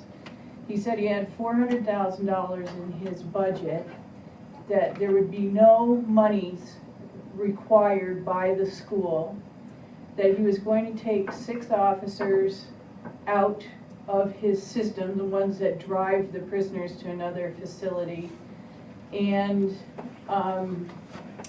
that it would be, he couldn't guarantee it was going to be the same person to develop a relationship, the same person in one particular building. And he said, we've got only a couple places that, when you were talking about all the districts, he said we've got only a few people that aren't on board. And I said, well, please tell me who is. And he could name 2. So he's like, well, I don't. So then I made additional phone calls to find out, are you on board? No. And so I was being given a line here and there, as far as what was going on. And when you talk about the relationships with the children, again, is it 6 officers? Is it the same person in each school? The job description, I think, is critical as far as what you expect. And to find out from what you just said, the officer has to report to the sheriff, not to Dr. Catania. And who's running the school at this point? This one person who's here 10 hours a week? I've got a little bit of an issue with that. Then the contract, is that available to the public It would be, to review before Sure. it's, if and when it's signed? I would think so. I mean, it's from a public entity, and we're a public entity, so. And how do they determine that Lake Placid's skin in the game is $20,000 and Saranac Lake and another place might be 30,000, and is it based on school population? We asked about that, actually. Yeah, it's And- 20,000 per district. Yeah, and And it was not seen as a percentage contribution or in relation to, student populations, that it was, seen as, each district providing, I would call it a stipend. And that's really how they described it, was that every district would provide the same amount, and that it wouldn't be based on population. And that the money, and that the amount, I guess the way he described it to us was kind of out of thin air. That it was just a number that came Arbitrary. Well, not and I based asked on Major, anything in and I specific. asked Major Reynolds, I said, do you have a budget for this? And at the time, he didn't. And this again is when this was first coming out. It might have been right after he had come to your board meeting. Well, he doesn't have a budget. He proposed it to the He's not sure. supervisors. So if they pass it, then he'll have a budget. But right now, he has no budget. He didn't have, when I talked to him, he didn't have anything. Maybe things have developed and he's had assistance developing the program that they're proposing. But it seemed like there were a lot of questions, about not only the money, but having the contract, who reports to whom, and where does, it just doesn't seem like the program is very well thought out of at this time. And is there some policy somewhere within the state of New York that we have to tap into sheriff's departments versus your own local department? Why it just seems like a. Yeah, you can hire a private company if you want. Pardon? You can hire a private contractor if you want. Chattagay But- has I 2 just, retired police officers. we have retired police officers in our own community that might be better suited to, if we go this route, that know the district, know the families, already have connections with a lot of people here, and versus somebody that's from Elizabethtown, Lewis, wherever else down there, I don't know, but. See, my position was, how does this fit into our safety plan, our building health and safety plan? And if that is the question, and that's what they're trying to do, then all those questions I asked pertain. If it's really just a PR thing to get, kids used to, law enforcement, which I have no problem with, then that's a whole different ballgame, and that's fine too, but I'd like to know which it is, that's all. That's a terrific point, Jeff. I think one of the courses I sat in at, it was on public comment. If you know your mission, if you know your values, no matter how off base somebody gets, if you know them and believe them, then you can look them in the eye and say, that doesn't align with our mission and our values. Right. Same thing. How does this enter into our safety plan? Yeah. And if it doesn't, which it doesn't right now, I Right. don't believe. And maybe that's How not the can we- intention, I mean. No, we talked about it being based mostly on perception. Right. What we're trying to create to the Correct. community, that we're extra safe when we're really not. It's just. That would be the wrong message. Yeah, that thing. and But if it's a PR thing, and that's a whole different ballgame, and that's fine. We'll be transparent and come at it that way. Yeah, okay. So, that's to them, Yeah. tell us that's what you. Thank you for your comments. Thank you. I think that just adds to our decisiveness. Decisiveness. Anything, Yeah, you guys, My former district had an SRO. It was full-time. He would come, it was part of the state police. He would come as the school opened, he would be there as the school ended, full-time, 40 hours. Very much like anybody else that worked at the school, would attend sporting events as it worked, but because he was invested in the school district. The way that we used it, I worked in the elementary school, the way that we used it was he was in PE classes, he was in the lunchroom with kids, he was out, outside with kids, he was in the classroom doing various things, whether it was bicycle safety or stranger danger or any of those things. As you said, Colleen, developing those relationships with the kids. He could name every child by name, as could the PE teacher, the art teacher, any of those, because he was an integrated part of the school. He did not wear the traditional Kevlar and that. Yes, he had a gun available. When he walked in the door, he put it in the office, and it was locked up, and then he would be out with the kids, simply because he didn't want the kids to feel like there was a need for that gun. And if they needed, obviously, he could get to it. If there was an active shooter walking through that front door, would he have it on it to pull out? No, he wouldn't, but he would be that presence too. And it is my opinion as a teacher, I thought it was an effective use for him. Again, does it meet that criteria of the purpose is to make that building safer against an active shooter? I'm not sure as if I could define it as that. Was it a positive to our district? Yes. When I think of somebody coming into my building with the full Kevlar, with the gun, and I don't even have an issue with the gun, but just that whole rigid, literally stiff look about them, I don't see them playing with kids on the playground. I don't see them in the gym class. I see them walking the halls, patrolling the halls like a guard, and that's how I see their purpose.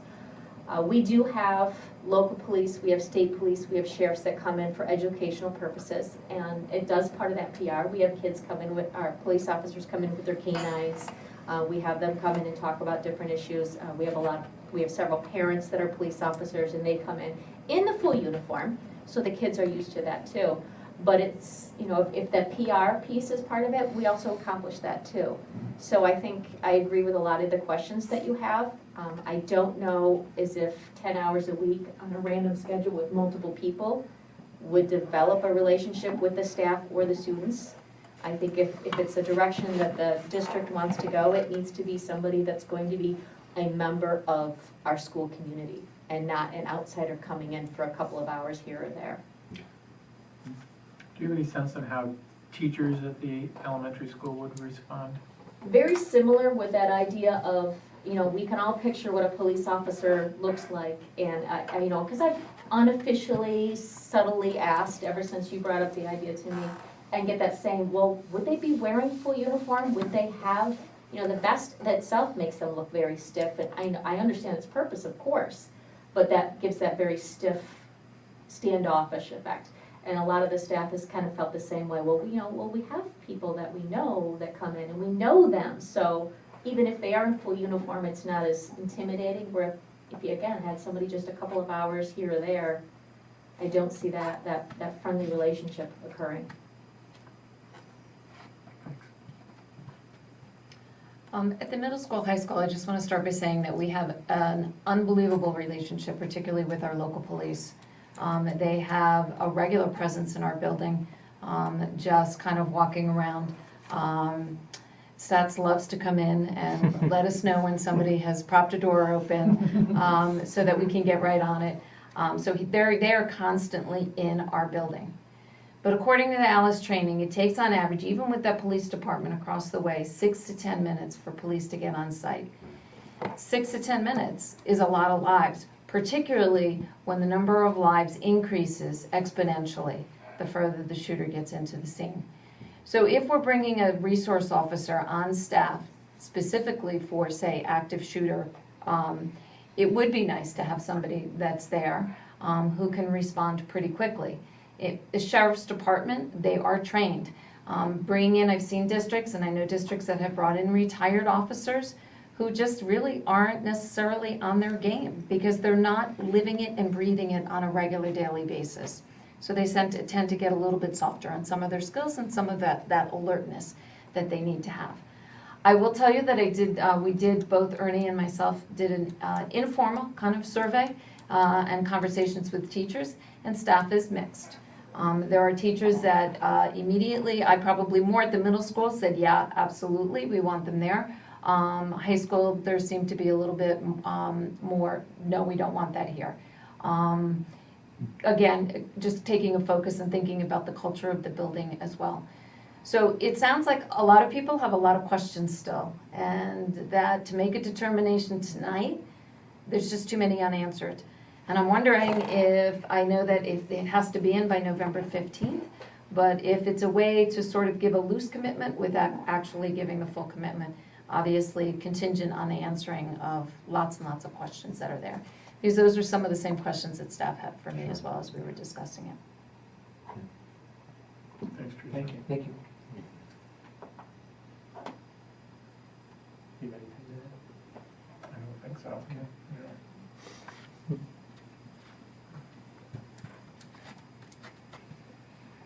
Okay. Yeah, I guess my sense is that everybody has a lot of questions and they want it all mapped out.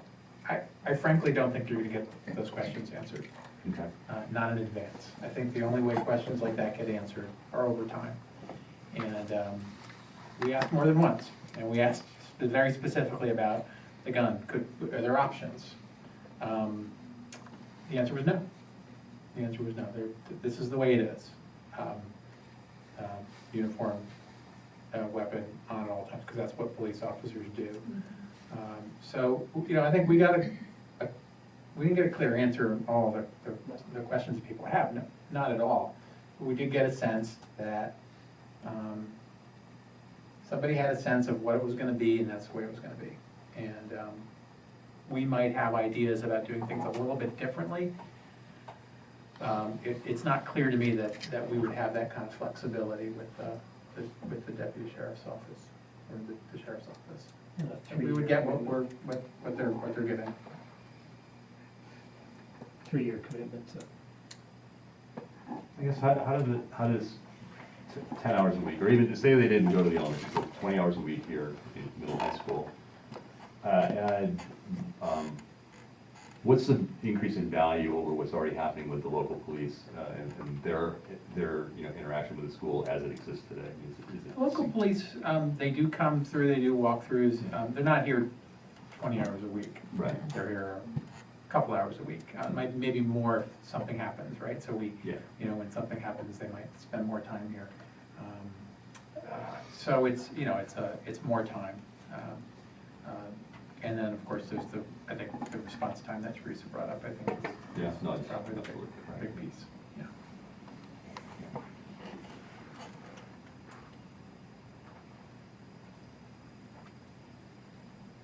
So when we get to this action item, I don't think we have the answers we need to vote on this specific I guess it'd be nice to have maybe we don't have the answers for this, maybe we should make the decision, is this a safety, building health and safety question, or is this a, just a PR question and kind of going with the rest of the, schools in our BOCES district, or in the county that are signing up for this.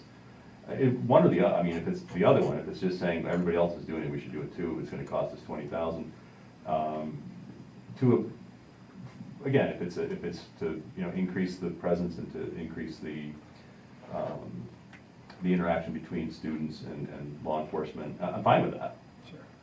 But if it's actually to do something that benefits us from a health and safety standpoint, then those questions are pertinent, and that's my view on it. The confusing part as well that I didn't mention was Major Reynolds said when he was here that why we get 20 hours is because Saranac Lake would get 20 hours.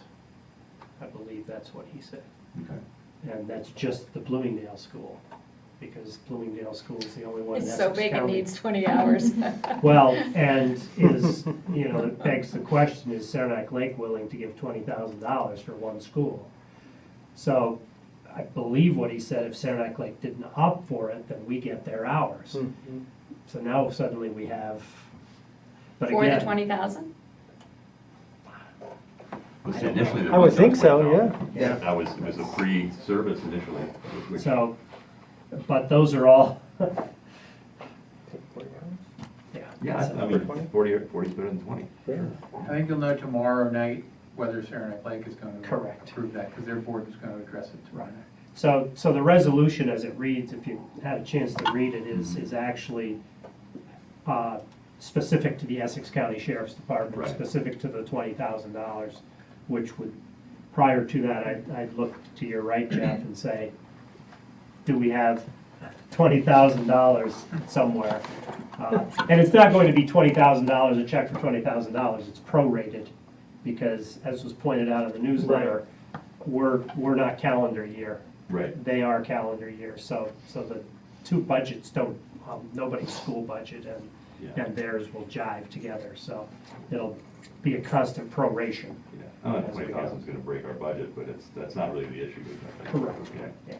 I'm with Liam, I didn't like the wording. Skin in the game. It's a three-year contract that we would have to, That's what they're Okay. looking for. Yeah. I think one thing that we should know is that no action is essentially no, right? Because with, Correct. very soon they're going to say, are you in or are you out? And if we don't act, the answer is we're not in. Well, that was basically what Roby's, Yeah. are you in or are you not? We're voting on this, so. Yeah, what are we in for? Right. I don't know. I don't think we should be pressured just because the majority might be. Yeah, your yeah, vote, right? it's a concept. It's a concept. I was going to say it was politically motivated, but Yeah. I wouldn't go on record as saying that. I just did. I believe you just did I just it. did. Just get out there and say it. The late night meetings get good at the. Just a second. Really, when you think about it, because it can't answer your questions, you're voting on a concept. Correct. This is not a plan at this point. Right, it's not a spelled out, here's A through Z. I think Leslie said that too. Yeah. It's not well thought out at this point. And unfortunately, it's all over the media. Everybody's, it's kind of jumping on the bandwagon thing, and it's like, I just don't know where the bandwagon's headed. So, anyway. Well, it's the topic of the day. It It's is. the topic of the hour, and it's almost like there's this pressure to jump on the bandwagon before you've even really thought about whether you want to be on the bandwagon. Yeah. So, I don't know. Okay, well, we're going through the actions items. I'll table that. Thank you very much. Thank you. Good night. Thanks, everybody. External audit was a consent agenda. We're now under the action item. Second read was the consent. Bid approval of acceptance. This reads, whereas the Board of Education, in accordance with General Municipal Law, Section 1015, and Education Law, invited sealed proposals for reconstruction, replacement of deteriorated limestone in the front of the middle high school located at 34 School Street, Lake Placid, New York, which proposals were opened on October 22nd, 2018. And whereas Mid-State Industries Limited submitted a bid for the reconstruction replacement of the deteriorated limestone. Therefore, be it resolved that the board hereby awards the bid for the reconstruction replacement of the deteriorated limestone to Mid-State Industries in the approximate amount of $130,000. May I have a motion, please? Yes. Thank you, Colleen. Second? Second. Thank you, Liam. Since Dana doesn't have the ability to put this on our screen, we'll need just a verbal, Yes. all in favor? Aye. Have a 7-0. Motion passes. Thank you. AV reductions. Let's see. You have the property owner's tax map and the total adjustments in front of you. The resolution reads, whereas the applicants named below filled the application for AV reductions for the year of 2018 for the properties on the basis that there was excessive assessment relating to the property and that the taxable assessment was incorrect, and whereas the hearing officer has determined that there was an excessive assessment on the property and the assessed value should be changed, and the hearing officer has ordered that the assessment on the property be reduced beginning with the 2018 school year. Now therefore be it resolved that the application for AV reductions for the year 2018 be approved. The tax roll be corrected to reflect the correct taxable assessed values of such real property and a refund made to the applicants, and be it further resolved that the board hereby directs the business administrator to correct the tax rolls for the 2018 year and reduce the payment in school taxes as indicated below. Do I have a motion? Yes. Thank you, Jeff. Second? Yes. So Dana, where is this, how do you adjust this now, since we're in November? Would you have to go back into some line item and move things around and? No, basically, we just send them a refund check. Oh. I mean, because they've already paid, and Oh, now that we've okay. got this saying it's been reduced, we calculate what that reduction is, and that's where we got that amount, and then we just send them a check, and it comes out of. We actually had a budgeted amount. Right. For. Yeah. we Okay, so you have tax money raise. kind of put aside Right. for these types of things that, okay. Yeah. Okay, thank you. Any other discussion?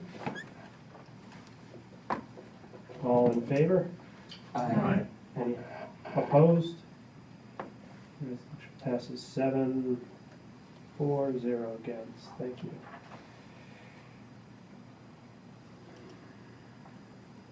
I am going to bring this up. Let's go for it. Yeah, bring it up.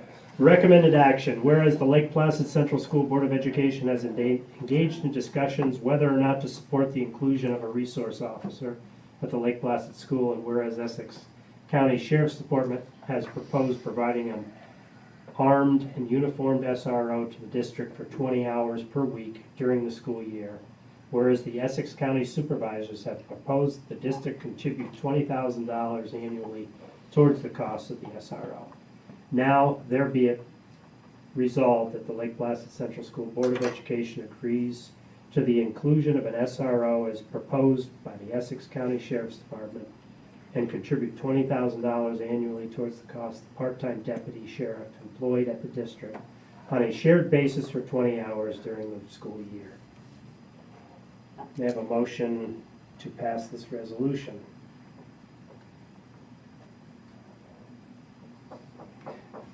Can we, I don't know if this is procedurally correct, and can we move to table this one more time pending further investigation? I know that there's a time is of the essence thing here, and maybe we need to. I think only if it's going to change people's minds. Yeah, Are we beating a dead horse here by? You can abstain. Anybody can abstain. Sure. You have the, yes. So this is just the motion to vote on it, right? Correct. So Correct. I will make that motion. Okay, thank you. Is there a second? I'll second. Thank you, Jeff. Further discussion? I think we beat the horse pretty well tonight. Yeah, I'm just gonna say, I'm gonna say that this changed. They now want us to contribute to something, and we've got a lot of questions. So I am opposed, so Okay. that's a fat, big fat no. Okay. Let's go with the yeses. Anybody, yes? No's? No. No. 1, 2, 3, 4, 5. You can also abstain. I think, I don't know, maybe I'll abstain for right now. Okay. 1 abstention. Joan, did you? I'm gonna abstain. Okay. So we have no yeses, 5 no's, and 2 abstentions. So the resolution is defeated. What if everybody abstains? Is that still a defeat? Basically. Basically, No, yeah. right. Oh, Basically, I don't. And I think oh. Roger put it very well, if we don't vote on it, It's a no. it's a no. Yeah. It's a no to them.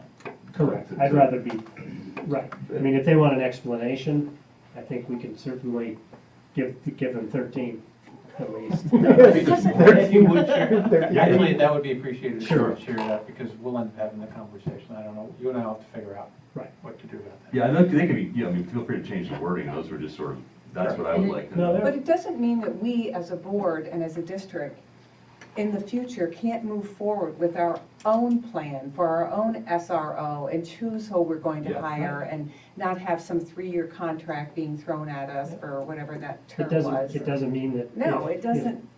If Sheriff now, Reynolds, came to a meeting and had a very specific, laid out plan, that we couldn't vote on that either. That's what I was gonna say, it's not like we're totally against this, we're just It against it at has this it lies moment. right As it now. lies right Yeah, now. but they added the unknowns. 20,000. Constraints. Yeah. Right. so- Honestly, I'm for a resource officer, but this, not this. Yeah. That's it. Okay. Even if the 20,000 was taken off, it's still, there's too many questions. No, I was in the same position when the money wasn't on the table. Right, Right. that's the way I feel. Yeah. Special education was on the consent agenda, moving into the Jerry, adjourned. just remember, we do have special education for next meeting. Oh, yes, sorry. And you just want to make sure that if you get a chance to read those and you have any questions, that you flag that in Are they advance. there in the packet already? Yes, they are, Okay. yeah, for the 11:20. Yeah, I've Yeah.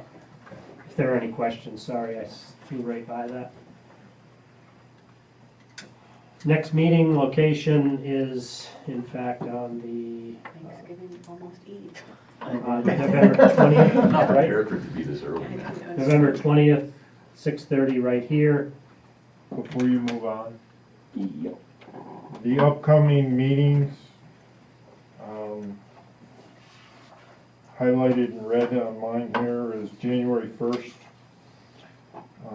which is a holiday, Some of the and dates, we're supposed to have a meeting that night. some of the luck with dates are that. off, I saw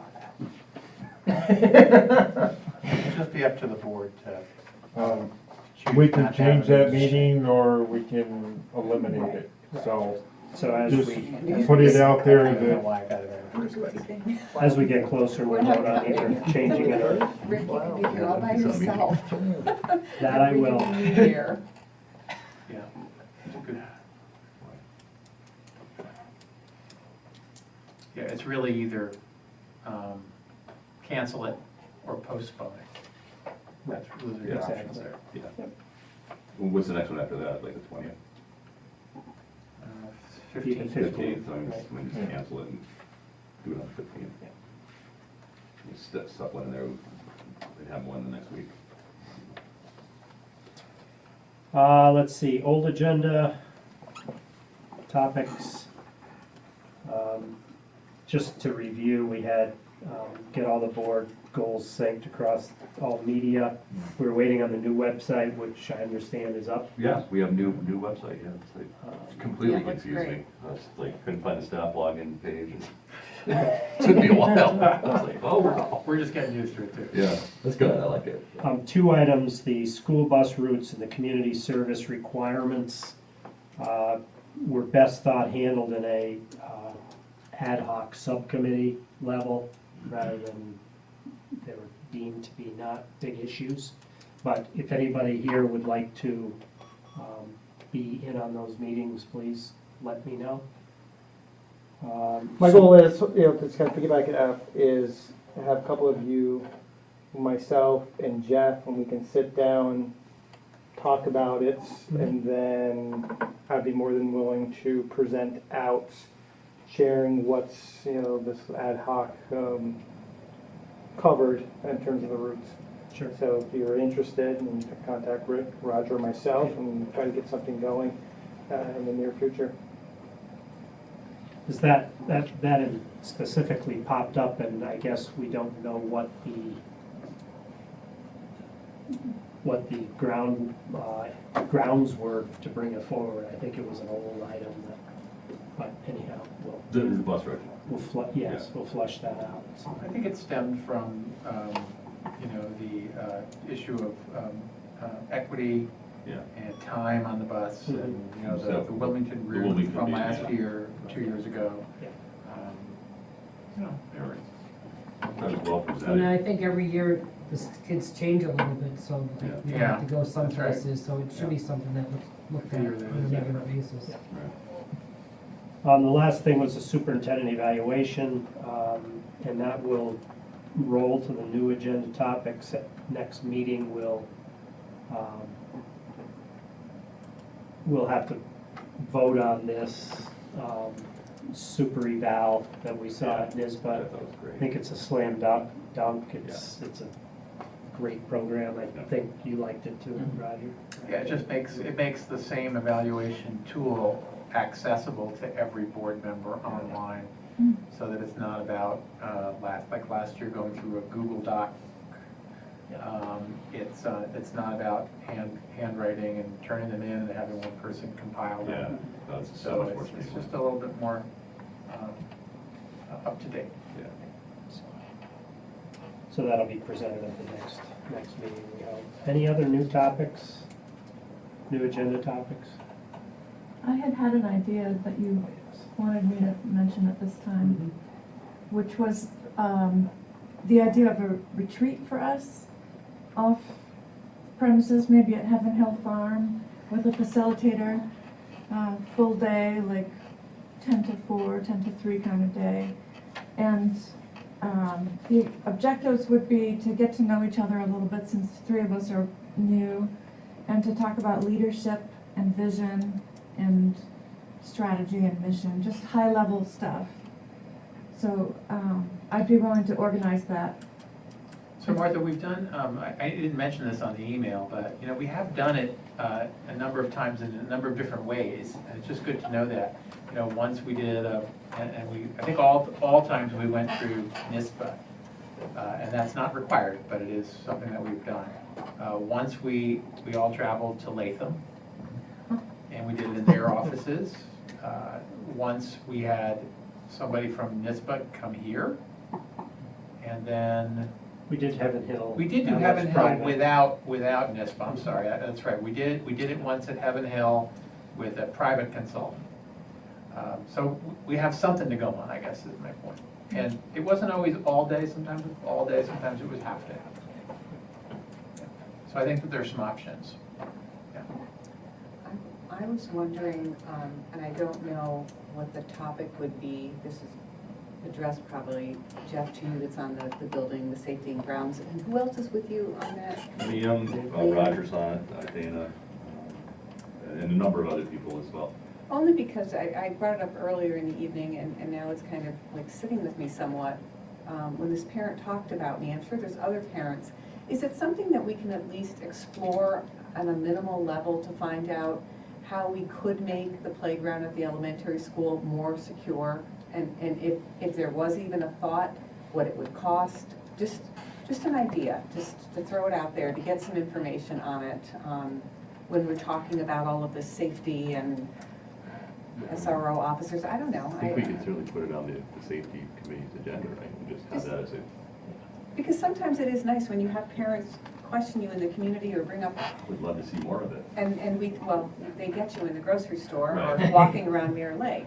But I'm just curious what it would involve. And it could even be, because it's specific to the elementary school, sitting down with the elementary's safety group. Right. The school safety. The school safety group, because it's not a district plan, would be part of the school Yeah. plan. And the school plan is definitely more specific than the district plan. and it's not meant for public, but in terms of having that discussion in terms of the outside and doing it on the building level, yeah. That seems to be the place to start. Right, Yeah. absolutely, you know, reach out to Curious. Sonia and say, hey, can we, Right, yep, And maybe they feel it's very secure, right. and then getting back or Right. communicating with the parents. Mhm. Yeah. My And only that's- caution there is now, I think a hockey game's a sitting well, duck in a soccer game. Yeah, and anybody, if, to be real about this, and somebody, I hate to say it, if somebody wants to hurt children, you can have a fortress and they're still going to find a way. Yeah. As sounds horrible as it is, I mean, we've just got to do our very best that we can on whatever level to protect them, but nothing's foolproof. if you look at the literature, on most of the active shooter things that have happened in the last, say, 20 years, they've mostly been either students or former students that have come back, you know, into the same school that they went to, with the exception of Sandy Hook. Yeah. That's a little bit different, but Yeah. I think that shooter was also in that district, though. At some point. Yeah, at some point, that White student, he was older, Yeah, he but was he out had, of the right, system, yeah. right. Well, his mother was the, if you're talking Yeah. Sandy Hook, Yeah. Mhm. he wanted to get even with his mother, who was one of the teachers at the elementary Okay. school. So that was the- That was Had his- connection to the That school. was the connection. Yeah. So, Martha, Yeah. back to the retreat. Okay. So I guess we can. should we put that on? What we can do is put that on for discussion item. And if you could, I know you prepared Not the something school. in the email, maybe you can do the same, just bring it with you. Okay. Do you want me to do that? We do have, I'll say on the We can do objectives, it, we can see. Yeah, yeah. Yep, and have her- Right, because it's really her, that's her domain, like her safety plan's different than your. Right. Yeah. on our objectives, there are we going to reevaluate the strategic plan? And if we are, then that's a retreat item, at least to get it initiated and see what thoughts. And then basically what NISBA does is put out a survey to each board member and say, what do you feel needs to be addressed? We should just go to that outdoor adventure center and do the ropes course. So, or if the facilitator you have in mind has that type of tool, so. Be interesting. I am very familiar with the facilitator you mentioned. I've worked with him a number of times, Andy Robinson. He's very good. All right, I have a motion to adjourn, please. Yes. Yes. That's a first and second. Yeah, it's first set. I'll take the second on that. All in favor? Aye. Bye. 7-4, 0 against.